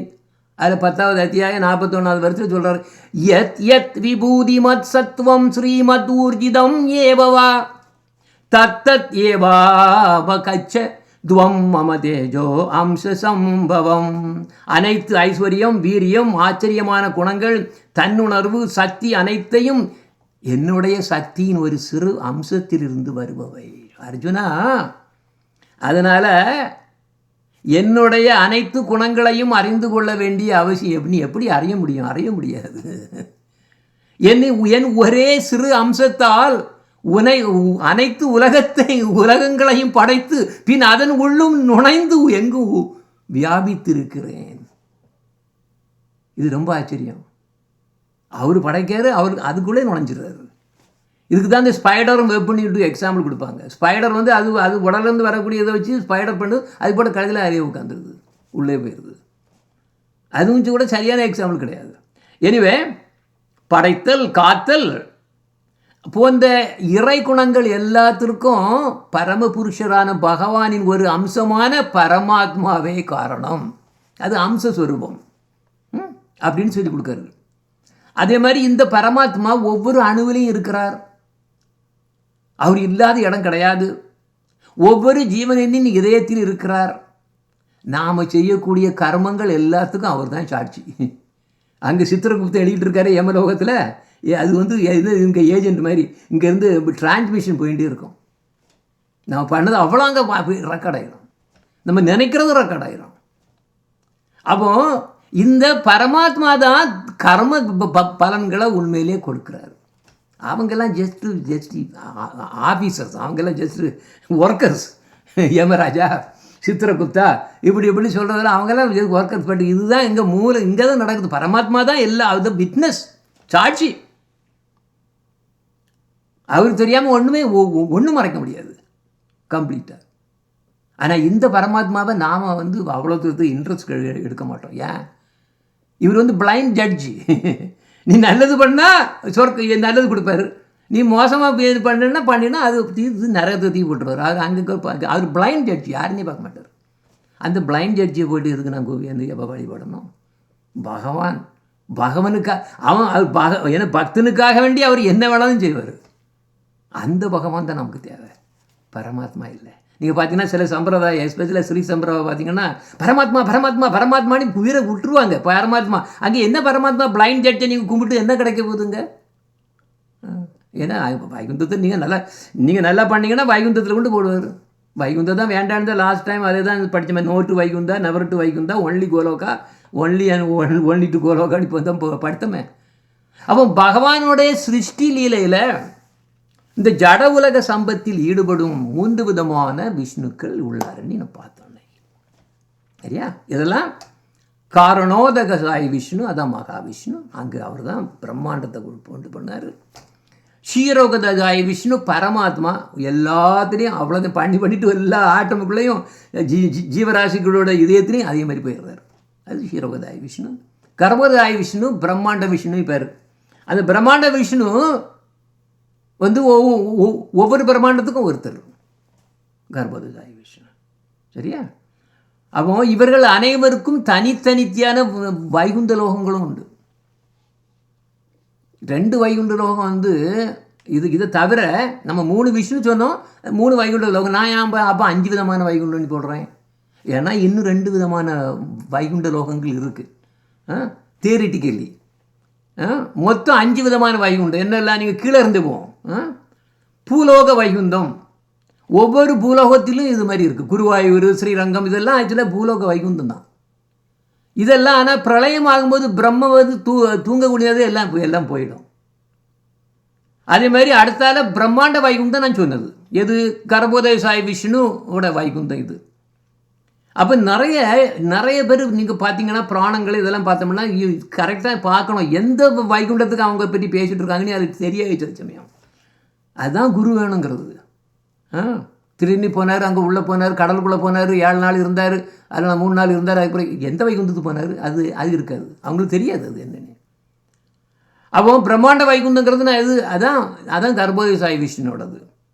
இது வந்து மகா பிரளயத்தில் யார் பிரம்மர் வந்து அழியும் போது, அவர் இறக்கும்போது என்னாகும்? திருப்பி இவங்க எல்லாம் அங்கே போயிடுவாங்க. எங்கே போயிடுவார்? அவருடைய பிரம்மதேவர் வந்து இறக்கும்போது எங்கே ஆகும்? திருப்பி பலபடி இந்த இதில் கர்ப்போதய விஷ்ணுவோட வைகுண்டத்துக்கு போயிடுவாருங்க. கடைசியில் பிரம்மாண்டமே போகும்போது என்ன அப்போ தான் இது மகாவிஷ்ணு வந்து அப்படியே சுவாசத்தை இழுத்துருவார். இழுக்கும்போது என்னாகும்? கர்ப்போதய விஷ்ணு அங்கே போயிடுவார். அது மகா பிரளயம். அப்புறம் பால்கடல் வைகுண்டங்கிறது இதுதான் பரமாத்மா க்ஷீரோகதாய் விஷ்ணுன்னு சொல்கிறோம்ல, அவரோட இருப்பிடம் அது. இவர் தான் ஒவ்வொரு அணுவிலையும் உயிரோடைய இதயங்கள்லையும் நுழைஞ்சிருக்காரு. இவர் எப்பவும் நிரந்தரமானவர். அப்புறம் மகா வைகுந்தன் இருக்குது. மகா வைகுந்தன்னா யார்? மகாவிஷ்ணு. இல்லைன்னா காரணோதாய் விஷ்ணுவோட இருப்பிடம். ஏன்னா எங்கெல்லாம் விஷ்ணு இருக்கார் அங்கெல்லாம் வைகுண்டம் உண்டு. இவர் எப்போதும் நிரந்தரமாக இருக்கக்கூடியது. அப்புறம் பரவைகுண்டம். நீங்கள் நம்ம கீழே இருந்து மேலே போகிறோம். பரவைகுண்டம் வந்து சதாசிவ லோகத்துக்கு மேலே இருக்குது. இங்கு தான் 4வது குவார்டர்ஃபுல் எக்ஸ்பான்ஷன்லேருந்து வந்தக்கூடிய வாசுதேவர் இருக்கார். அவர் தான் நம்ம லக்ஷ்மி நாராயணன்னு கூப்பிடுறோம். இவர் எப்போதும் நிரந்தரமானவர். பார்த்தீங்கன்னா நிறைய அவதாரங்கள்லாம் இவர் வழியாக தான் வரும். ஆக்சுவலாக காரணம் அங்கே அதான் இவர் தான் லக்ஷ்மி நாராயணர். நாராயணர் வந்து இவர் தான் பரவைகுண்டத்தில் இருக்கிறது தான். ஆனால் நமக்கு வந்து not Vaikuntha never to Vaikuntha முடிஞ்சுதான். ஆனால் அது குருதேவருடைய காரணே தான் போக முடியும். இல்லைன்னா முடியாது.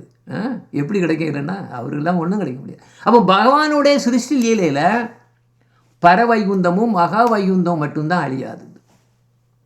மற்ற எல்லா எந்த வைகுந்தத்துக்கு நீங்கள் போனாலும் திரும்பவும் பலபடி அங்கங்கே சுற்றிட்டு தான் வருவீங்க.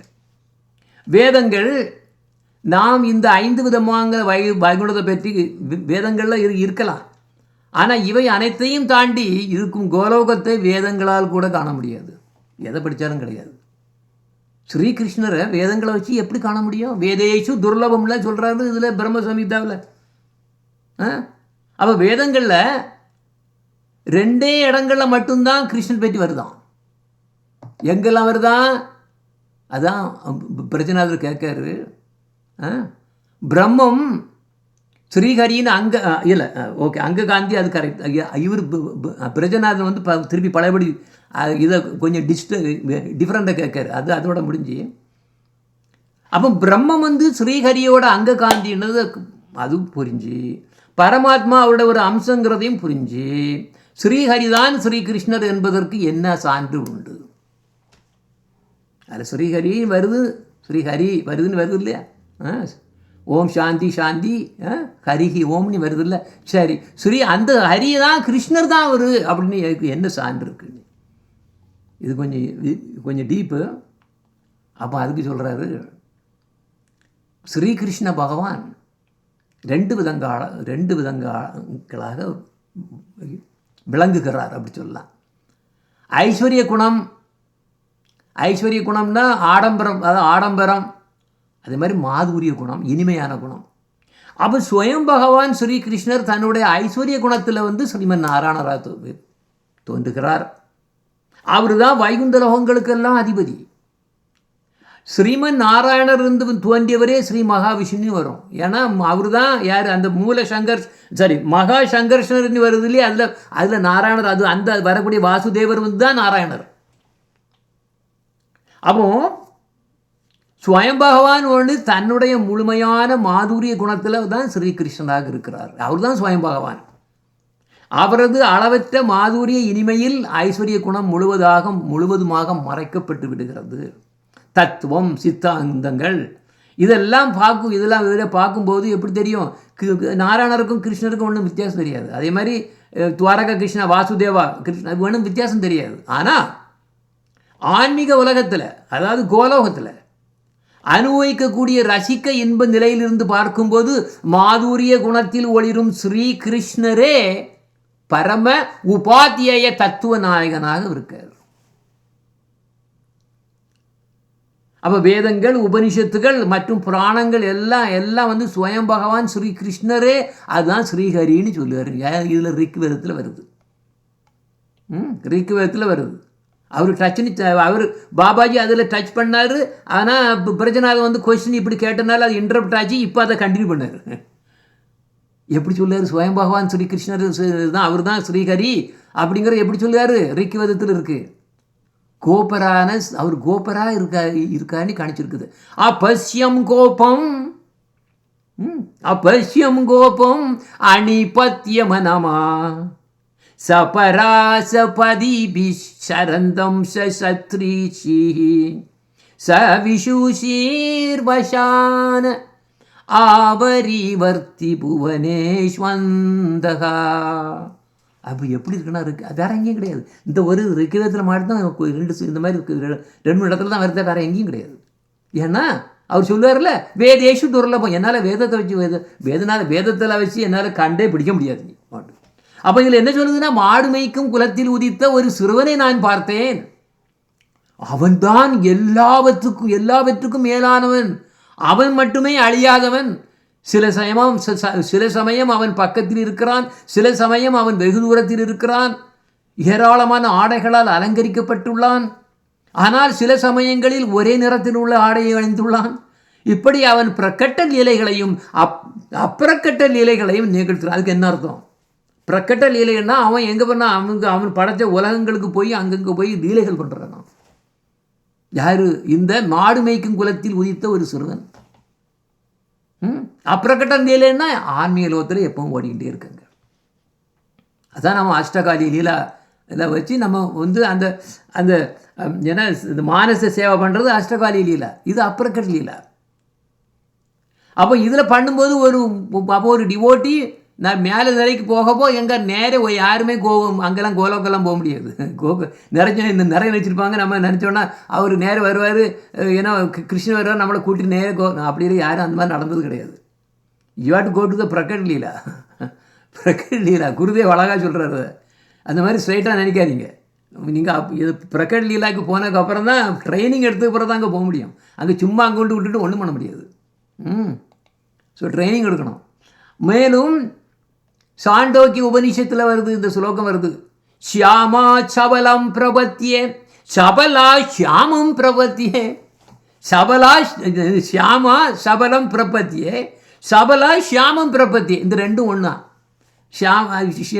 ஷியாமன்னா யாருது? ஷியாம வர்ணம் கொண்ட அவருக்கு சேவகம் செய்து சித்து ஜகத்தில் இருக்கும் கிடைத்தற்கரிய அவரது லோகத்தை அடைகிறான். அந்த லோகம் விதவிதமான லீலைகளால் நிறைந்து எப்போதும் ஆன்மீக ஆனந்தங்களால் பொங்கி வழிந்து கொண்டிருக்கிறது. இதில் என்ன சுலோகம்னா, இது ஜெனரலாக உள்ள மீனிங். ஷியாம சபலம், சபலத்துக்கு இன்னொன்று அர்த்தம் இருக்குது. எப்படி இதை புரியணும்னா, ஷியாமாங்கிறது கிருஷ்ணா. அப்போ இது வந்து நிர்விசேஷ பரதத்துவத்துக்கு உள்ள கருப்புன்னு சொல்லலாம். ஷியாமன்னா கருப்புன்னு அர்த்தம். பிளாக்னா என்ன அர்த்தம்? Which has no colour. Colour இல்லாமல் இருந்தால் பிளாக்னு அர்த்தம். ஒயிட்னா என்னது? ஒயிட்னா சபலம். ஷியாம சபலம். சபலம்னா ஒய் எல்லாம் தட் விச் ஹேஸ் எல்லா கலரும் இருக்குது. எல்லா கலரையும் போட்டால் என்ன ஆகும்? கலர் தீரியில் என்ன வருது? வெள்ளை வரும். அந்த வெள்ளை தான் யாரு? நம்ம சுவர்ண ரூப சுவர்ண தேக சைத்தன்ய மகாபிரபு. அப்போ சபலங்கக்கூடிய வார்த்தைக்கு கௌரா அல்லது வெள்ளை எல்லா நிறங்களும் சேர்ந்ததுன்னு அர்த்தம். அப்போ இன்னொரு விதமாக கூறணும்னா நிர்விசேஷ பரதத்துவம் குணங்களை கொள்ளும்போது கௌரான்னு அழைக்கப்படுகிறது. அப்போ இந்த மந்திரத்தோட மறைபொருள் என்னன்னா, கிருஷ்ண பஜனையின் மூலம் ஒருவன் கௌரங்க மகாபிரபுவை அடைய முடியும். கௌரங்க மகாபிரபுவின் பஜனை மூலம் ஒருவன் கிருஷ்ணரையும் அடைய முடியும். அதனால தான் இது ரொம்ப சியாமா சபலம் பிரபத்தியே கிடைக்கும். சபலா சியாமம் பிரபத்தியே. நீ சியாமத்துக்கு போனீங்கன்னா சபலம் கிடைக்குது, சபலத்துக்கு வழிபடினா சியாமம் கிடைக்குது. இதை இன்னும் டீப்பாக போனோம்னா நிர்விசேஷ பிரம்மத்தில் அப்படியே எல்லாம் கிளியராக அப்படியே வந்து எக்ஸ்பிளைன் பண்ணி கொடுக்குறாரு இதை. அப்போ இந்த மந்திரத்தோட மறைபொருள் இதுதான். அப்போ இந்த மந்திரமும் இதே மாதிரி மற்ற பிற மந்திரங்களும் ஒரு ஜீவன் முக்தி அடைந்த பின்னர் என்ன பண்ணுவாங்க? இது என்னது? இது வந்து ஸ்ரீ சம்பந்த அபிதய பிரயோஜன ஸ்ரீகிருஷ்ணரும் ஸ்ரீ கௌரங்காவும் ஒன்றே அப்படின்னு பாபாஜி சொல்லி கொடுக்காரு. அப்புறம் அதே மாதிரி ஸ்ரீகிருஷ்ணர் தான் அனைத்து அவதாரங்களுக்கும் மூலம். பாகவத்தில் வருது, எல்லாம் தெரிஞ்சது. நிறைய இதெல்லாம் புரியாது அவங்களுக்கு. புரியறதுக்கெல்லாம் அவங்களுக்கு சுக்ரித் இருந்தால் தான் புரியும். வைகுண்ட வாசிகளுக்கெல்லாம் இதெல்லாம் புரியாது. ஏதே சாம்சாக கலா பும்சக கிருஷ்ணஸ்து பகவான் சுயம். அது கலா பும்சன் என்னது? அவ்வளோ அவதாரங்கள். ராமர், நரசிம்மர், இதே மாதிரி மற்றும் பல அவதாரங்கள் எல்லாமே பகவானுடைய அம்சங்கள். இல்லைன்னா அவருடைய அம்சத்தோட அம்சங்கள். கலானா அதுதான் அர்த்தம். கலாக் பும்சகா. கலாக் பும்சனா எது? அம்சத்தோட அம்சம் இந்த அவ்வளோ அவதாரங்களும். ஆனால் கிருஷ்ணரோ அவை அனைத்துக்கும் ஆதிமூலமான சுயம் பகவான். ஆனால் என்ன பண்ணுவாங்கன்னா 10 அவதாரம், நிறைய அவதாரம். அவருடைய அவதாரத்துக்கு அளவே கிடையாது. சும்மா ஒரு 10 எடுத்தோம்னா கிருஷ்ணரை எடுத்து போட்டுருவாங்க. ஆனால் கிருஷ்ணர் வந்து அவதாரம் கிடையாது. அவர் அவதாரி. அப்போ நீங்கள் பாருங்க, நீங்கள் நம்ம சாஸ்திரத்திலே நம்ம ஸ்ரீமத் பாகவதம், அதே மாதிரி கீத கோவிந்தம், இங்கே எல்லாம் கீத கோவிந்தம் எல்லா டெம்பிள்லையும் பாடுவாங்க. ஹிந்து டெம்பிளையும் போடுவாங்க. அங்கே நீங்கள் அந்த கீத கோவிந்தத்தில் நீங்கள் அந்த பாட்டை வரும்போது நான் போன கிளாஸில் அழகாக பாடினாங்க. ஆக்சுவலாக அனுலலிதா இது என்ன, இது அதே தான். அப்போ அதில் எப்படி வருது? எல்லாம் அவதாரங்களுக்கும் அவர் அவதாரம் மூலம் அவதாரி. ஆனால் இதே ஹிந்து போர்டில் இதே பாட்டையும் போடுவாங்க. கடையில் யாருன்னா கிருஷ்ணன் யாருன்னா விஷ்ணுவோட அவதாரம்ன்றவாங்க. இதுதான் ஆன்மீக விஷயத்தில் வந்து உண்மை தெரிகிறது ரொம்ப கஷ்டம். உண்மை இதுதான் உண்மை. நீங்கள் பார்த்தீங்கன்னா இதுதான் உண்மை.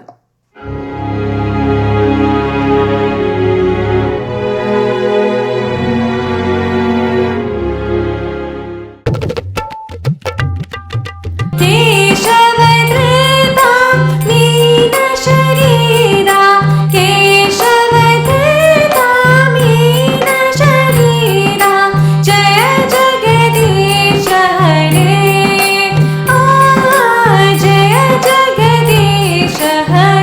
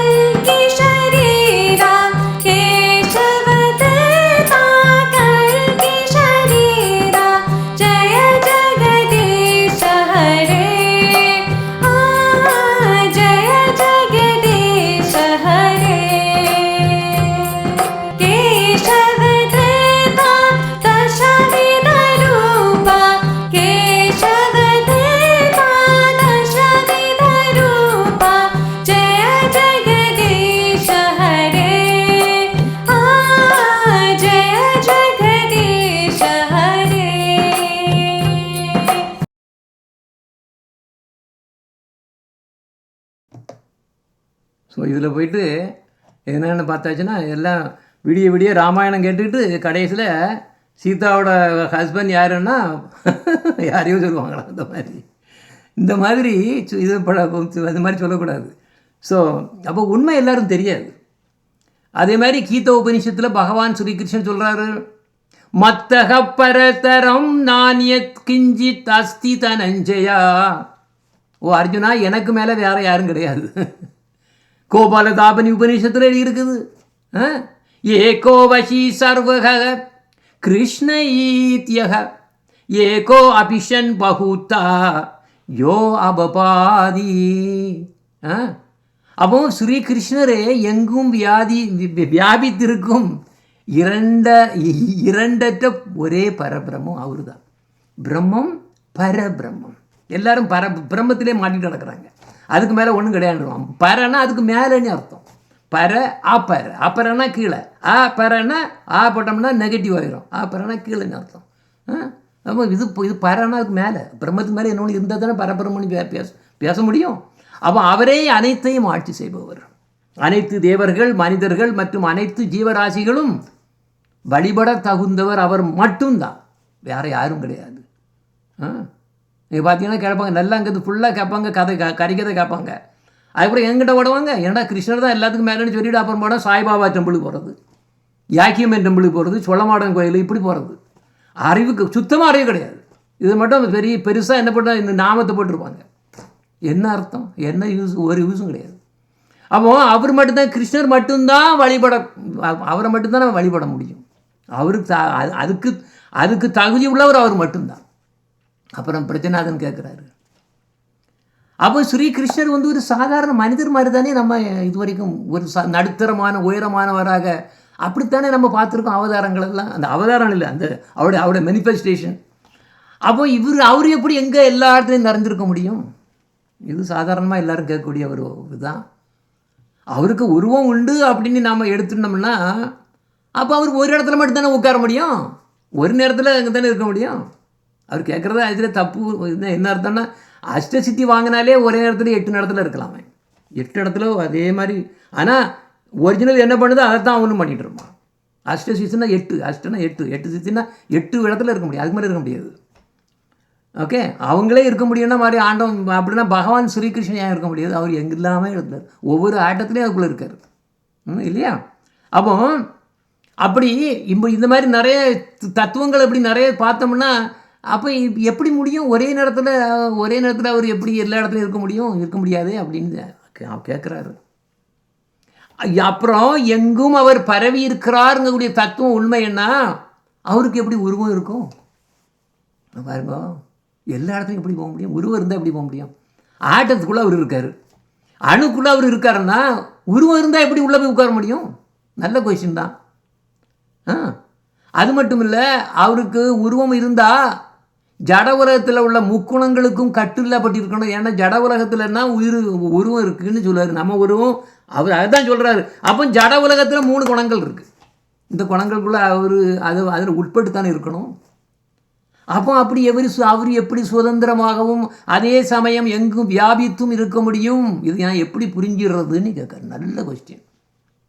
அவர் சொல்கிறாரு, நீ தற்போது மாயையின் குணங்களுக்குள் கட்டுப்பட்டிருப்பதால் நீ அவ்வாறு யோசிக்கிறாய். ஏன்னா நம்ம கிணத்துக்குள்ளேருந்து பார்த்தா கிணத்துக்குள்ளே விழுந்து கிடக்கும், கிணத்துக்குள்ளே அங்கே கிடக்க தான் பார்த்து தெரியும், வெளியே இருக்கக்கூடிய கடல் தெரியாது. ஒருவனின் சித்தம் மாயையினால் கட்டுப்பட்டிருப்பது வரை அவனால் சுத்த சத்துவத்தை தொட இயலாது. அப்படி மாயையில் கட்டுண்ட ஒருவனின் புத்தியினால் சுத்த சாத்விக உண்மைகளை அறிய முயன்றால் மாயையின் குணங்கள் சுத்த சாத்விகத்தில் தொற்றிக்கொண்டு அவனை உண்மையை அறிய விடாமல் செய்துவிடும். மாயை ரொம்பவும் பவர்ஃபுல். மேலும் இந்த புத்தி பகவானின் உருவம் என்கிறது மாறக்கூடிய ஒரு தற்காலிக குணம் என்றுதான் அவர் உண்மையில் உருவமற்றவர் என்றும் கூட எண்ண வைக்கும். ஏன்னா அதை ஈஸியாக எழுதிட்டு போயிடுவாங்க. உருவம் கிடையாதுடா, சரி முடிஞ்சு, அது மாதிரி கொஸ்டினே கேட்க மாட்டான். இது ஆனால் அது ஏன் அப்படி அதில் முடிச்சிடுறாங்கன்னா அதுக்கு மேலே அவங்களுக்கு புரியறதுக்கு அறிவு கிடையாது. அதனால தான் பிரம்மத்தோடு முடிஞ்சு அதெல்லாம் முடிஞ்சு உருவம் கிடையாது, ஆண்டவனுக்கு உருவம் கிடையாதுன்னு முடிச்சிடுவாங்க. அவ்வளவுமே இது ஒன்றாங்க கிண்டர் கார்டன் அவ்வளோதான் அவங்க தெரிஞ்சதே. அப்போ அதனால் நிர்விசேஷ பிரம்மன் தான் உண்மைன்னு நம்பணும். அது மூளை, இந்த மூளை இந்த ஜடலோகத்தில் உள்ளதுனால. அப்போ அதனால் நம்ம புத்தியை உபயோகித்து ஆன்மீக உண்மைகளை ஒருபோதும் அறிய முடியாதுங்கிறத நம்ம ஞாபகம் வைக்கணும். அப்போ ஸ்ரீகிருஷ்ணர் சாதாரண மனிதர் போன்ற நடுத்தரமான உயரமாக இருக்கும்போது அவரால் எப்படி நிறைவேற்ற எல்லா இடத்துலையும் இருக்க முடியுங்கிறவங்க நீ கேட்ட கொஸ்டின் ஆதாரம் கிடையாது. ஏன்னா இது ஆன்மீக உருவம், இந்த மாதிரிப்பட்ட உருவம் இல்லை. அப்போ உருவமின்மை, மாற்றமின்மை, செயலின்மை, இது எல்லாம் கூட ஒரு வகையில் சொல்லப்போனால் ஒரு குணம் மாதிரி தான் எடுக்கணும். அப்போ ஸ்ரீகிருஷ்ணனுடைய உருவம் இல்லாத குணத்துக்கு எதிரான மற்ற குணங்களும் உண்டுங்கிறதையும் நீங்கள் இங்கே கொண்டு வரணும். அப்போ எல்லாத்துக்கும் உருவம் இருக்குது, அவருக்கு மட்டும் உருவம் இல்லைன்னா அப்போ அவர் குறைஞ்சவரா எப்படி நம்ம எடுக்க முடியும்? அவர் எப்போவுமே அழகானவர், புன்னகையுடன் சிரிப்பவர், தாமரை இதழ் போன்ற கண்களை உடையவர், தன் பக்தர்களுக்கு அபயமும் சாந்தமும் அளித்து கருணை பொழியும் அழகான மலர்பாதங்களை உடையவர், சச்சிதானந்தமயமான ஆன்மீக உருவம் உள்ளவர், லீலைகள் புரிவதற்காக விதவிதமான உருவங்களை எடுப்பவர். அவர் எடுக்கும் உருவங்களில் சாதாரண மனிதர் போன்று எடுத்த நடுத்தர உயரமான உருவம் அதுவும் கூட ரொம்ப அழகானது. அப்போ இந்த விக்கிரமே உருவமற்ற மற்றும் உருவமுள்ள அனைத்து சொரூபங்களுக்கும் மூல காரணம். எந்த விக்கிரகம்? இவர் அவருடைய ஆன்மீக சொரூப விக்கிரகம். பக்தருடைய மனதை மயக்கி அவர் சொரூபத்தில் அப்படியே மயங்கிடுறாங்களே. நாரத பஞ்சராத்தில் அதே மாதிரி எவ்வளோ ஸ்லோக்காது வருது. கிருஷ்ணர் ஆன்மீக உடல், அவருடைய ஆன்மீக உடல் சச்சிதானந்தமயமானது. நிர்தோஷ குண விக்கிரக ஆத்ம தந்திரோ நிஷேதனாத்மக சரீர குணைஹீன. அப்போ ஜட உலக சம்பந்தமான காலம் ஆகாசம் அனைத்துக்கும் அப்பாற்பட்டவர் ஸ்ரீகிருஷ்ணர். நாம் இந்த ஆகாசம் காலம் இதில் நம்ம மாட்டிட்டு கிடக்கிறோம், கிணத்துக்குள்ளே விழுந்தது மாதிரி நான் சொன்ன எக்ஸாம்பிள். அப்போ எனவே அவரால் எல்லா இடத்துலையும் இருக்க முடியும், நம்மளால் அதை அறிய முடியாது. அப்போது காரணம் என்னென்னா நம்மக்கிட்ட தான் பிரச்சனை இருக்குது, நமக்கு பார்க்க முடியாது. கண் ஊனக்கண்ணை வச்சு எப்படி பார்க்க முடியும்? கண்ணுக்கு இல்லைன்னா என்னத்தை பார்க்க முடியும்? அப்போ நம்ம இந்த ஜட கண்களை வச்சு ஒன்றும் பார்க்கணும். ஆன்மீக விஷயத்தை அறியணும்னா அவனுக்கு ஆன்மீக கண்ணு வேணும், இல்லைன்னா அறிய முடியாது. அப்போ ஸ்ரீகிருஷ்ணருடைய ஆன்மீக ரூபம் காலம் ஆகாசம் எல்லாத்துக்கும் அப்பாற்பட்டதுங்கிறத நல்லா ஞாபகம் வைக்கணும். ஆகாசங்கிறது இந்த ஜட உலகத்தில் உருவமும் கிடையாது, எல்லையற்ற வஸ்து. பார்த்தீங்கன்னா ஆகாயத்துக்கு முடிவும் கிடையாது, இந்த தொடக்கமும் கிடையாது, முடிவும் கிடையாது. நம்ம கண்ணு முன்னே தெரியுது எங்கே தொடங்கு எங்கே முடியுது இந்த ஆகாசம். இதையே நம்மளால் அண்டர்ஸ்டாண்ட் பண்ண முடியலையே. அப்போ அதனால் உருவமற்ற ஒரு பொருளினால் மட்டுமே எங்கும் வியாபித்திருக்க முடியுங்கிறது ஜட உலகம். அதுவும் ஜட உலகம், இந்த ஜட உலக ஞானம் அது சரி கிடையாது. இங்கேயே நம்மளால் அண்டர்ஸ்டாண்ட் பண்ண முடியல. ஆகாயம் எங்கேயும் இருக்குது, அதுக்கு முடிவும் கிடையாது, இதை நம்மளால் அண்டர்ஸ்டாண்ட் பண்ண முடியல. மாதிரி எப்படி ஆன்மீக லோகத்தை போய் அண்டர்ஸ்டாண்ட் பண்ண முடியும்? இந்த ஆகாசம் இங்கே கூடிய ஆகாசத்தை நம்ம அண்டர்ஸ்டாண்ட் பண்ண முடியல. இங்கே கூடிய காலம் எப்படி காலம் ஓடுதுன்னு நமக்கு அதுவும் தெரியாது. கிருஷ்ணர் வர்றாருன்னா அப்படியே ரச டான்ஸ் ஆடும்போது எல்லாம் அவ்வளோ கோபிகளும் ஆடுறாங்க. அப்போ ஆடுறாங்கன்னா அப்படியே டக்குன்னு எங்கே வருது காலம் அப்படி நின்றுடுது. அப்படியே ஒரு இரவு பிரம்மதேவரோட ஒரு இரவு நேரம் வரைக்கும் அங்கே ஃபுல்லாக கம்ப்ளீட்டாக நடந்துகிட்ருக்கு. அது எத்தனை கோடி கணக்கான வருஷங்கள். அது அப்போ எப்படி அவர் காலத்தோடக்கு மேலே போயிடுவார். நமக்கு தான் நிகழ்காலம், நடந்த காலம், நிகழ்காலம், எதிர்காலம்னு இருக்க தவிர அவருக்கு எல்லாத்தையும் அவர் கண்ட்ரோல், அவருடைய கண்ட்ரோல். அப்போ ஆகாசம்ங்கிறது இந்த ஜட உலகத்தினுடைய ஒரு உருவமற்ற எல்லையற்ற ஒரு வஸ்து. அதனால உருவமற்ற ஒரு பொருளினால் மட்டுமே எங்கும் வியாபித்திருக்க முடியுங்கிறது சரி கிடையாது. அது ஜட உலக ஞானம். அதுதான் அவன் இப்படி அவர் ஆர்கியூ பண்ணிட்டு போகிறாரு. அப்புறம் சாந்தியோக உபநிஷத்தில் பிரம்மபுரம்ங்கக்கூடிய இடம் தான் ஸ்ரீகிருஷ்ணனோட பிரஜதாமம்னு எழுதியிருக்கு.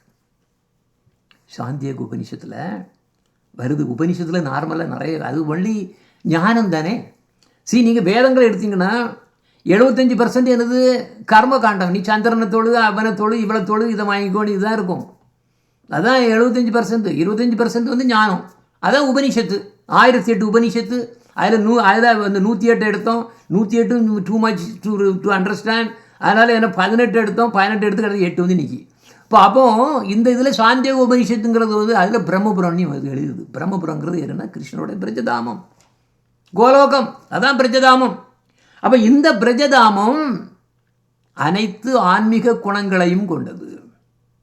அங்கே இருக்கக்கூடிய அனைத்து எல்லா வஸ்துக்கள், நம்ம இங்கே வந்து நிலம், நீர், நதிகள், மலைகள், மரங்கள், செடி, கொடிகள், விலங்குகள், பறவைகள், வானம், சூரியன், சந்திரன், நட்சத்திரங்கள், இப்படி நாம தெரியுது இந்த ஜட உலகத்தில். இது அங்கே இருக்கக்கூடியது இது கிடையாது. ஜட உலக சம்பந்தமே கிடையாது, எந்த விதமான குறைகளும் கிடையாது.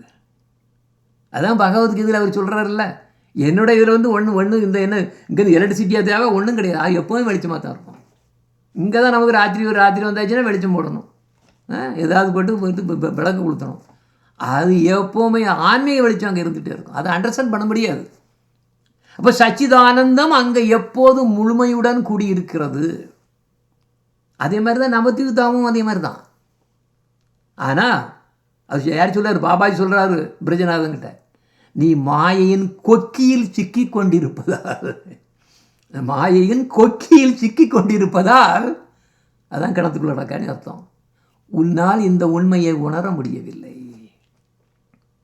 பகவானுடைய சொரூபத்தை ஒருத்தன் அறிஞ்சிட்டுனாலே போதும், அவன் அவன் அவன் இந்த உலகத்திலே இருக்க மாட்டான். உண்மையிலேயே அவன் வந்து பகவானுடைய காட்சியை சாத்தாக பார்த்துட்டான்னு வச்சுக்கோ, இந்த உலகத்தில் அவன் இருக்க முடியாது. ஏன்னா அவன் அப்படியே ஆன்மீக ஃபுல்லாமே எல்லாமே ஆன்மீகம் ஆகிடும். ஆனால் சாதுக்களுடைய கருணையினால் இந்த மாயையிலிருந்து விடுபடும் போது உன் இதயத்தில் ஆன்மீக உணர்வு ஏற்பட்டு இந்த ஆன்மீக தாமத்தை உண்மையில் அறிய முடியும். அதான் பக்தி வினோத் தாக்கூர் எழுதியிருக்கார் இல்லையா, சூத்த பகத சரண ரேணு பஜனானுகூலானி அந்த இதில் எழுதியிருக்காரு. நாம் பண்ணக்கூடிய அந்த சாதனங்களால் ஒரு நாள் நான் அப்படியே அந்த கோலோக்கமே அப்படியே எனக்கு பூஜை ரூமில் வந்து அப்படியே நிற்கிது. அது எப்படிடா, பூஜை ரூம் இவ்வளோ சின்னதாக தானே இருக்குது, கோலோக்கம் எவ்வளோ பெருசு, அது எப்படி இதில் நிற்கணும்னு நமக்கு அதுதான். ஏன்னா இது ஆன்மீக லோகம், அதுக்கு ஸ்பேஸு காலமெல்லாம் ஒன்றும் கிடையாது. இப்போ தானே பார்த்தோம். அப்போ சாதுக்களுடைய கருணையினால் அந்த ஆன்மீக தாமத்தை உண்மையில் அறிய முடியும். ஆனால் என்ன பண்ணணும்? சேவை பண்ணணும். நான் ஒரு இது போஸ்ட் பண்ணேன், எல்லாத்தையும் நான் போஸ்ட் பண்ண மாட்டாத, ஒன்லி இனிஷியேட்டிவ் மட்டும் தான் நான் சில இதெல்லாம் போஸ்ட் பண்ணுவேன். சேவை வேணும். குரு சேவை பண்ணலைன்னா ஒன்றும் கிடைக்காது. குரு சேவை பண்ணதுக்கே முதல்ல என்ன வேணும்? குரு சேவை பண்ணால் பிரேமம் கிடைக்கும், பிரேமம் இருந்தால் தான் குரு சேவை பண்ண முடியும். கேட்ச் 22. அப்போ சாதுக்களுடைய கருணையினால் இந்த மாயையிலிருந்து விடுபடும் போது நம்ம என்ன நினச்சிட்டு இருக்கோம்? பணம் சம்பாதிக்கணும், ஏன்னா பெரிய குடும்பம் வேணும், எனக்கு கல்யாணம் பண்ணணும், ஏன்னா அப்படி இருக்கணும் இப்படி இருக்கணும், இதில் தான் நம்ம போகவே தவிர எங்கே ஆன்மீகத்தில் எங்கே வருது? இப்படிலாம் போனோம்னா இன்னும் எல்லாமே சேன் பண்ணுவோம், ஒன்றும் யூஸ்லெஸ். சாதுக்களுடைய உண்மையான சாது வேணும். பணம் பண்ணதுக்கு வந்து நிறைய சாதுக்கள் என்ன பண்ணுறாங்க? கொடுக்குறாங்க, நீ இந்த ஸ்டாக்கில் போடு, உனக்கு கிடைக்கும், இதை பண்ணு, இது வந்து உனக்கு நீ நல்லா இருக்கும், உனக்கு பிரச்சனை கிடையாது, ப்ரொடெக்ஷன் கிடைக்கும். இப்படி கிட்ட இருக்கக்கூடாது. உண்மையிலேயே அந்த சாதுக்கள் என்ன தான் கொடுக்கணும்? க்ரையிங் சாது. அவங்கெல்லாம் க்ரையிங் சாதுக்கள்லாம் அவங்க எப்போவுமே கிருஷ்ணருக்காக வேண்டி வீப்பிங் பண்ணிட்டு தான் இருக்காங்க ஃபுல்லாக கம்ப்ளீட்டாக. அப்போ அந்த மாதிரிப்பட்ட சாதுக்களுடைய கருணையினால் இந்த மாயிலிருந்து விடுபடும் போது உன்னுடைய இதயத்தில் ஆன்மீக உணர்வு ஏற்பட்டு இந்த ஆன்மீக தாமத்தை உண்மையிலேயே அப்படி என்றால் மட்டும்தான் அறிய முடியும்.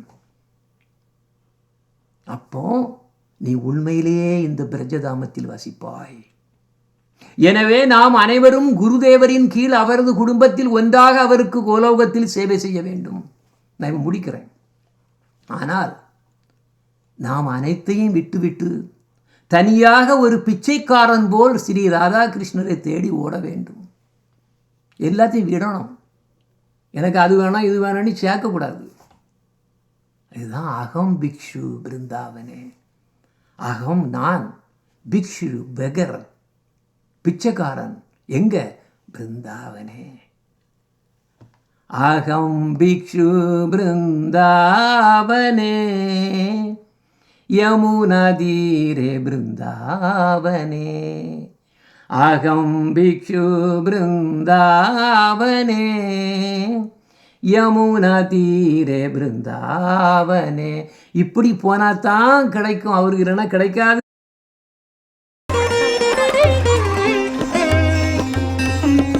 அகம் பிக்ஷு பிருந்தாவனே யமுனா தீரே பிருந்தாவனே. அகம் பிக்ஷு பிருந்தாவனே யமுனா தீரே பிருந்தாவனே.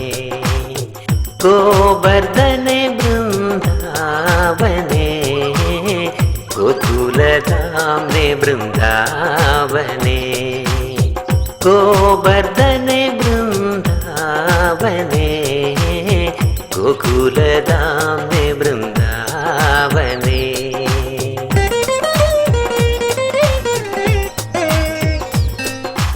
राधा कुंडे श्याम कुंडे रत्न कुंडे ब्रह्म कुंडे.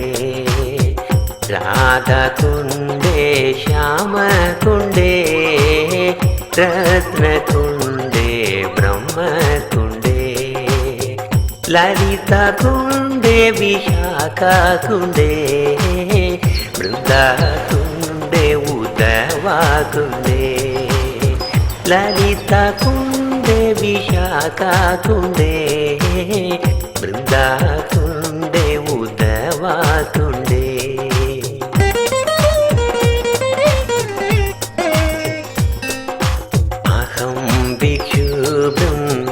वृंदावने यमुना तीरे वृंदावने. अहं भिक्षु वृंदावने यमुना तीरे वृंदावने. गोवर्धने वृंदावने गोकुलधामने वृंदावने. गोवर्धने वृंदावने गोकुलधामने वृंदावने.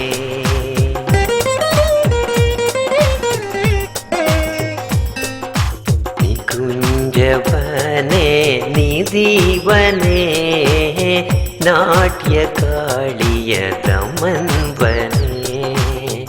निकुंजवने निधिवने नाट्यकाळिय दमन्वने. कुसुमवने किशोरी बने कुचरवने गोकुल बने. कुसुमवने किशोरी बने कुचरवने गोकुल बने.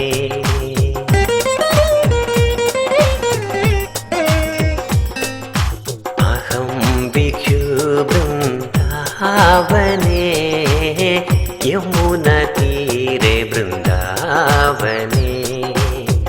अहं भिक्षु वृंदावने यमुना तीरे वृंदावने. गोवर्धने वृंदावने गोकुलधामने वृंदावने. गोवर्धने वृंदावने गोकुलधामने वृंदावने.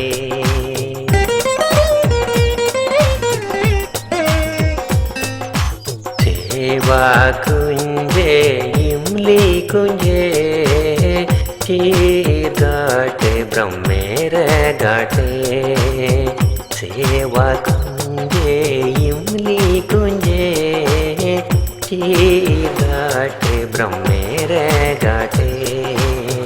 केशी घाटे नंदगांव किशोरी घाटे वर्षानी. केशी घाटे नंदगांव किशोरी घाटे वर्षानी.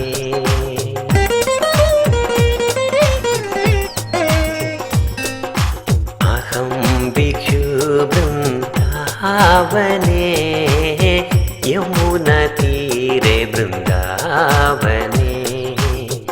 अहं भिक्षु वृन्दावने यमुनातीरे वृन्दावने गोवर्धने वृन्दावने गोकुलधाम्ने वृन्दावने गोवर्धने वृन्दावने गोकुलधाम्ने वृन्दावने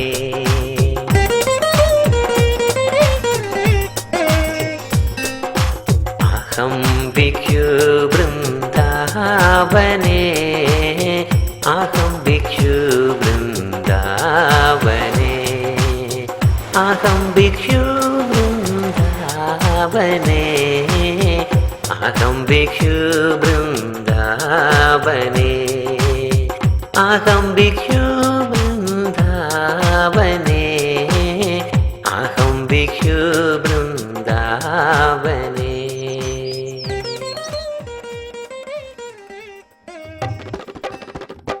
ஸோ உண்மையிலேயே ராதாகிருஷ்ணா யுகாலா கிட்ட போய் பிரிய சேவை செய்யணுன்னா இப்படி தான் பண்ணணும், வேறு வழியே கிடையாது. எல்லாத்தையும் விட்டு ஆக வேண்டும்.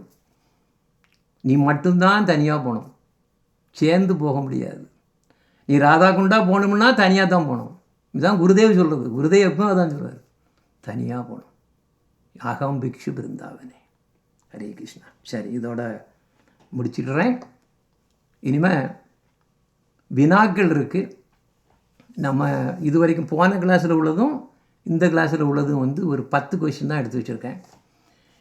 இதில் சில கொஷின்ஸ்க்கு வந்து நிறைய வரும். நீங்கள் முடிஞ்ச வரைக்கும் சொல்லுங்க. ஏன்னா இது ஜெயவ தர்மம் வந்து அவ்வளோ ஈஸி கிடையாது. நீங்கள் எத்தனை நேரம் படிக்க படிக்க அது புது புது அர்த்தமெல்லாம் வந்துட்டே இருக்கும் ஆக்சுவலாக. அதனால் ஓகே, நீங்கள் ஆன்சர் சொல்லும்போது உங்களுடைய இதை ஃபோனை இது பண்ணி அன்மியூட் பண்ணிக்கோங்க. சரி, சுத்த பக்தியின் லட்சணத்தை பற்றி ஸ்ரீ ரூப கோஸ்வாமியோட ஒரு ஸ்லோகம், அந்த ஸ்லோகம் வந்து தான் கரெக்டாக உத்தம பக்தின்னா என்னங்கிறத கிளியராக எக்ஸ்பிளைன் பண்ணுது. அந்த ஸ்லோகத்தை யாராவது சொல்ல முடியுமா?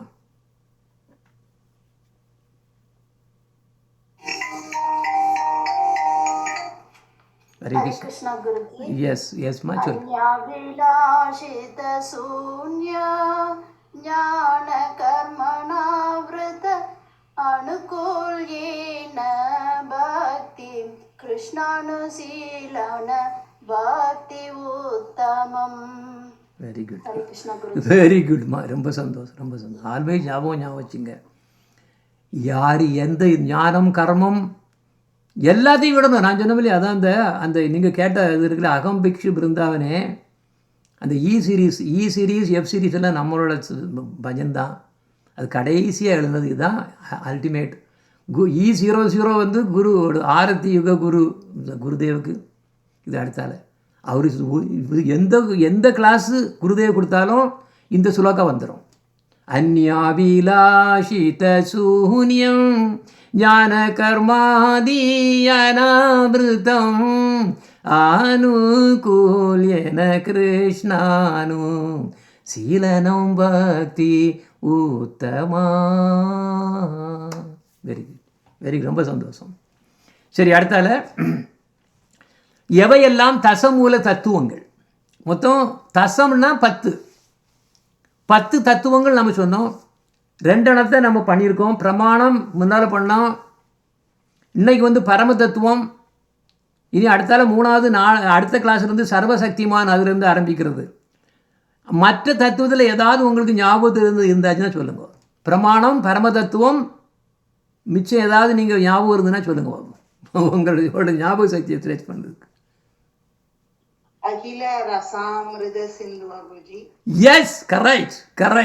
அகில ரசாமிருத்த சிந்து சர்வசக்திமானுக்கு அடுத்தால அகில ரசாமிருத்த சிந்து தான் போகும். அடுத்தால வேற யாராவது ஏதாவது பண்ணி பாருங்க. பத்த ஜீவன்கள், முக்த ஜீவன்கள், அச்சிந்திய வேத அவேத தத்துவம், சுத்த பக்தி, கிருஷ்ண பிரீதி, விபின்னாம்ச தத்துவம் அதுக்கு முன்னால. Okay, good. C, okay, very nice. அடுத்தால 4 சம்பிரதாயங்களும் அவற்றின் முக்கிய ஆச்சாரியர்களும் யாரெல்லாம்? ஹரே கிருஷ்ணா குருஜி. ஓகே.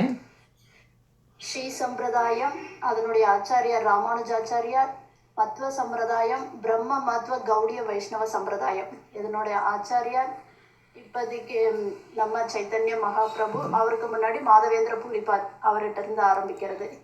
அதுக்கப்புறம் குமார சம்பிரதாயம், ருத்ர சம்பிரதாயம். குமார சம்பிரதாயம் வந்து நிம்பார்க்க ஆச்சாரியார், ருத்ர சம்பிரதாயம் விஷ்ணு சுவாமி ஆச்சாரியார். Very good, Hare Krishna. Very good, wonderful, wonderful, very good. அடுத்தால 4வது, சாஸ்திரங்கள் கூறக்கூடிய 10 விதமான பிரமாணங்கள் என்ன? ஏதாவது உங்களுக்கு தெரிஞ்சதை சொன்னால் போதும். எல்லாம் 10 ஞாபகம் வைக்கிறதுக்கு சில இதெல்லாம் கஷ்டம். நம்ம இது லாஸ்ட் கிளாஸில் நம்ம பார்த்தோம் 10 விதமான பிரமாணங்கள். அதில் ஒன்று நான் சொல்கிறேன், சப்தம்ங்கிறது கடைசியில். சப்தம்னா வேத சான்றுகள் மூலம் அறிதல்ங்கிறது சப்தம், அது கடைசி. அதுக்கு இடையில நம்ம நிறைய பண்ணோம். ஏதாவது ஞாபகம் இருக்குன்னா சொல்லுங்க. ஹரே கிருஷ்ணா குருஜி. எஸ், நான் சொல்றது சரியான தெரியல. சப்தம், ஸ்பரிசம், ரூபம், ரசம், கந்தம். இது வந்து சொல்லுங்க குருஜி. ஆமாம், இது வந்து இது நம்மளுடைய இது சென்ஸ் வழியாக அறியக்கூடியது இல்லையா? சப்தம் இது வந்து நம்ம சென்ஸ் ஆர்கன் வழியாக வர்றது தான் நீ இப்போ சொன்னது. பட் இவங்க பிரமாணங்கள் வரும்போது அது ஒன்றா வரும். அதுதான் பிரத்யக்ஷம். அந்த இனி சொல்லக்கூடியது அவ்வளோ கரெக்டாக, ஆனால் அது வந்து பிரத்யக்ஷம் தான் சேரும். அப்புறம் அனுமானம், ஆர்ஷம், உபமானம், அர்த்தாபத்தி, அபாபம், சம்பவம், ஐதீக்ஷியம், சேஷ்டா, நீ கடைசியில் முடியறது சப்தம் பண்ணி முடியும். Very good, you gave a good attempt. நீ இப்போ சொன்னதெல்லாம் பிரதிஷ்டத்துலாம் வரும். அதை ஒன்று தான் புலன் வழியாக தான் அது. அதுதான் ரூபம், இதெல்லாம் எல்லாம் நம்மளோட 5 புலன்களுக்கும் ஒவ்வொரு விதமான இருக்குது. கண் வந்து என்ன பார்க்க முடியும்? ஒளியை பார்க்க முடியும். அந்த மாதிரி பண்ணுறது. ஸோ இப்போ காட் இட் ரைட். இது எல்லாம் பிரத்யக்ஷில் வந்துடும். Very good, very good. ஏன்னா 10 எனிவே. அடுத்தால நெக்ஸ்ட் வந்து நம்ம இந்திரியங்களோட 4 குறைகள் இருக்குது. அது எதெல்லாம் 4 குறைகள் என்ன?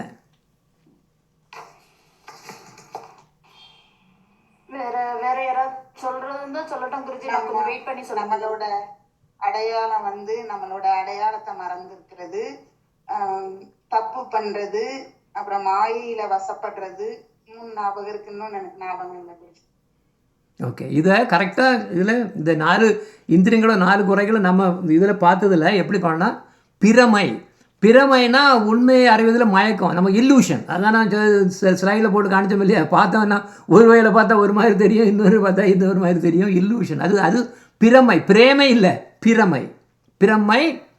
பிரமாதம்னா தவறு செய்தல். கரெக்டாக நீ சொன்னா. பிரமாதம்னா தவறு செய்தல். அப்புறம் விப்ரலிப்ஸானா ஏமாற்று மனப்பாங்கு, சீட்டிங் மென்டாலிட்டி. அப்புறம் கரணாபாத்வம்னா இந்திரியங்கள் எல்லாமே குறை உள்ளது. ஸோ தட்ஸ் அதுவும் கரெக்டு.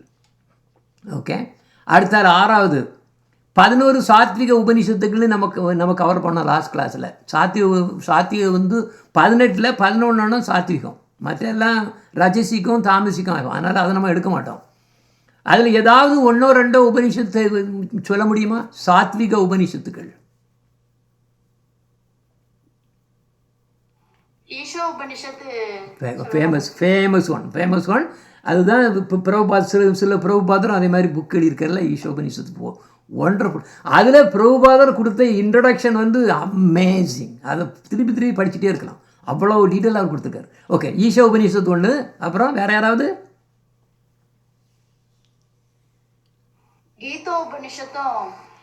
கீதோபனிஷத்து வந்து பகவத்கீதை, அதுதான் கீதோபனிஷத்து சொல்கிறோம். அது எல்லாம் வந்துடும், அதில் எல்லாத்துமே எக்ஸ்ட்ராக்ட் அதில் வந்துடும். அதனால் அதை நம்ம சாத்விகன்னு சொல்ல விட அது சொல்லப்போனால் எல்லாமே கம்பைன், எல்லா உபனிஷத்தில் உள்ள சாரம் தான் கீதோ உபனிஷத்துன்னு வரும். அதையும் சொல்லலாம், கரெக்ட், அதையும் சொல்லலாம். ஓகே, வேறு ஏதாவது? Yes, Mundaka Upanishad one of them. Correct, Mundaka Upanishad ரொம்ப ஃபேமஸ். ஆமாம், ஒன்று கரெக்டு. ஓகே, வேறு? ஓகே, கேன உபனிஷத்து இருக்குது, கத உபனிஷத்து இருக்குது, பிரஷ்ன உபனிஷத்துன்னு இன்னொன்று இருக்குது, மாண்டுக்கு உபனிஷத்து இருக்குது, தைத்திரிய உபனிஷத்து இருக்குது, ஐத்தரேய உபனிஷத்து இருக்குது, சாண்டோக்கிய உபனிஷத்து அது சொல்லி. ஓகே, பிருகதாரண்ய உபனிஷத்தும் இருக்குது அடுத்தால. அதே மாதிரி ஸ்வேதாஸ்வதர உபனிஷத்து, அதுலேருந்து நிறைய வரும், நிறைய நம்ம சாஸ்திரங்கள் நிறைய வரும். எஸ்பெஷலாக பார்த்தோம்னா நம்ம ஜெயதர்மாவில் நிறையவே வரும், இதெல்லாம் வரும். Very good. சரி, அடுத்த பகவானின் 6 குணங்கள் என்ன இன்னைக்கு நம்ம டச் பண்ணோம்? ஐஸ்வர்யம், ஐஸ்வர்யம், மகிமை, ஞானம், வைராக்கியம், சௌந்தர்யம், இன்னொன்னு, புகழ். புகழ், பலம். பலம் இஸ் ஆல்சோ பலா. பலா ஐ டோன்ட் நோ, நான் கேட்டேன்னு தெரியல. Okay, good good. ஐஸ்வர்யா, பலா, மகிமா, பியூட்டி, தட் சௌந்தர்யம், ஞானம் அண்ட் வைராக்கியம். Okay, very good, very good.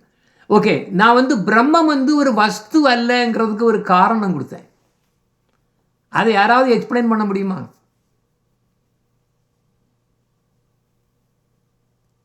பிரம்மம் ஏன் ஒரு வஸ்து இல்லை? ஞாபகம் இருக்கா?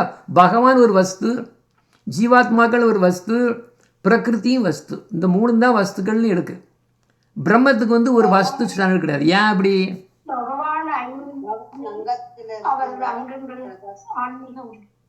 கரெக்டு. ஏன்னா அது அது ஓகே, அதில் இது என்னென்னா அதுக்கு அவருக்கு எந்த விதமான ஒரு குணம் கிடையாது. குணமோ அவரோட ப்ராப்பர்ட்டிஸ் கிடையாது. ப்ராப்பர்ட்டிஸ்னால் என்ன சொல்லுவாங்க? இங்கிலீஷில் ப்ராப்பர்ட்டி சொல்லுவாங்க. குணம் கிடையாது, எந்த குணமும் கிடையாது, நத்திங். அதனால பிரம்மம் வந்து வஸ்து கிடையாது. ஏன்னா பிரம்மம் தன்னுடைய மூலப்பொருளான பகவானை மட்டுமே சார்ந்திருக்க முடியும், தனியாக இருக்க முடியாது. அதனால ஏன்னா ஜீவாத்மாவுக்கு வந்து இண்டிபெண்டன்ஸ் இருக்குது. அவங்க டிபெண்டன்ஸ் இருந்தாலும் இண்டிபெண்டன்ஸும் இருக்குது. அதே மாதிரி பிரகிருதிக்கும் இருக்குது, கொஞ்சம் இருக்குது. There is a difference also. ஒரு ஆட்டத்துக்கு ஒரு மூலத்துக்கும் இன்னொரு மூலத்துக்கு வித்தியாசம் இருக்கும். அப்போ அதனால் அது வந்து டிஃப்ரெண்ட். பிரம்மம் அப்படியே கிடையாது. பிரம்மத்துக்கு ஒரு என்னது ப்ராப்பர்ட்டிஸே கிடையாது, குணங்களே கிடையாது. பகவான் இல்லைன்னா சுத்தமாக இல்லை, அப்படியே இல்லை. முக்கியமாக வந்து எதுக்கு இல்லை, ப்ராப்பர்ட்டிஸ் கிடையாது, குணங்கள் கிடையாது.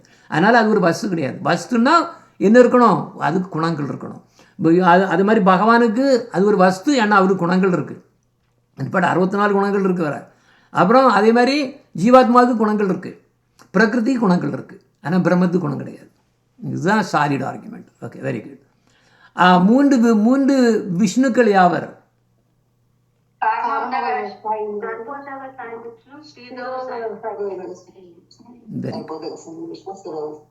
Okay, very good, very good.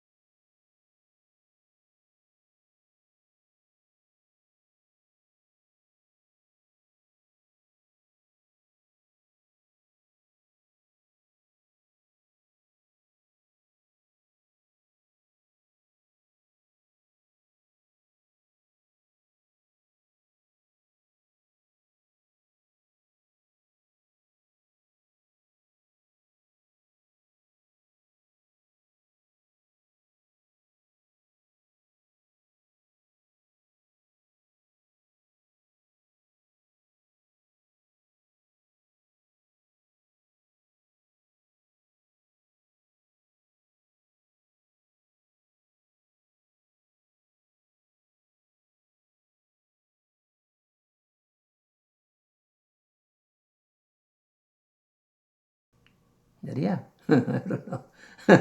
Anyway time ஆகிடுது, 5 நிமிஷம் ஜாஸ்தி. ஓகேம்மா. வாஞ்சா கல்பதருச்சா கிருபா சிந்துபேவச்ச பதித்தானாம் பாவனேபியோ வைஷ்ணவேபியோ நமோ நமः. ஹரே கிருஷ்ணா ஹரே கிருஷ்ணா கிருஷ்ண கிருஷ்ண ஹரே ஹரே, ஹரே ராம ராம ராம ஹரே ஹரே.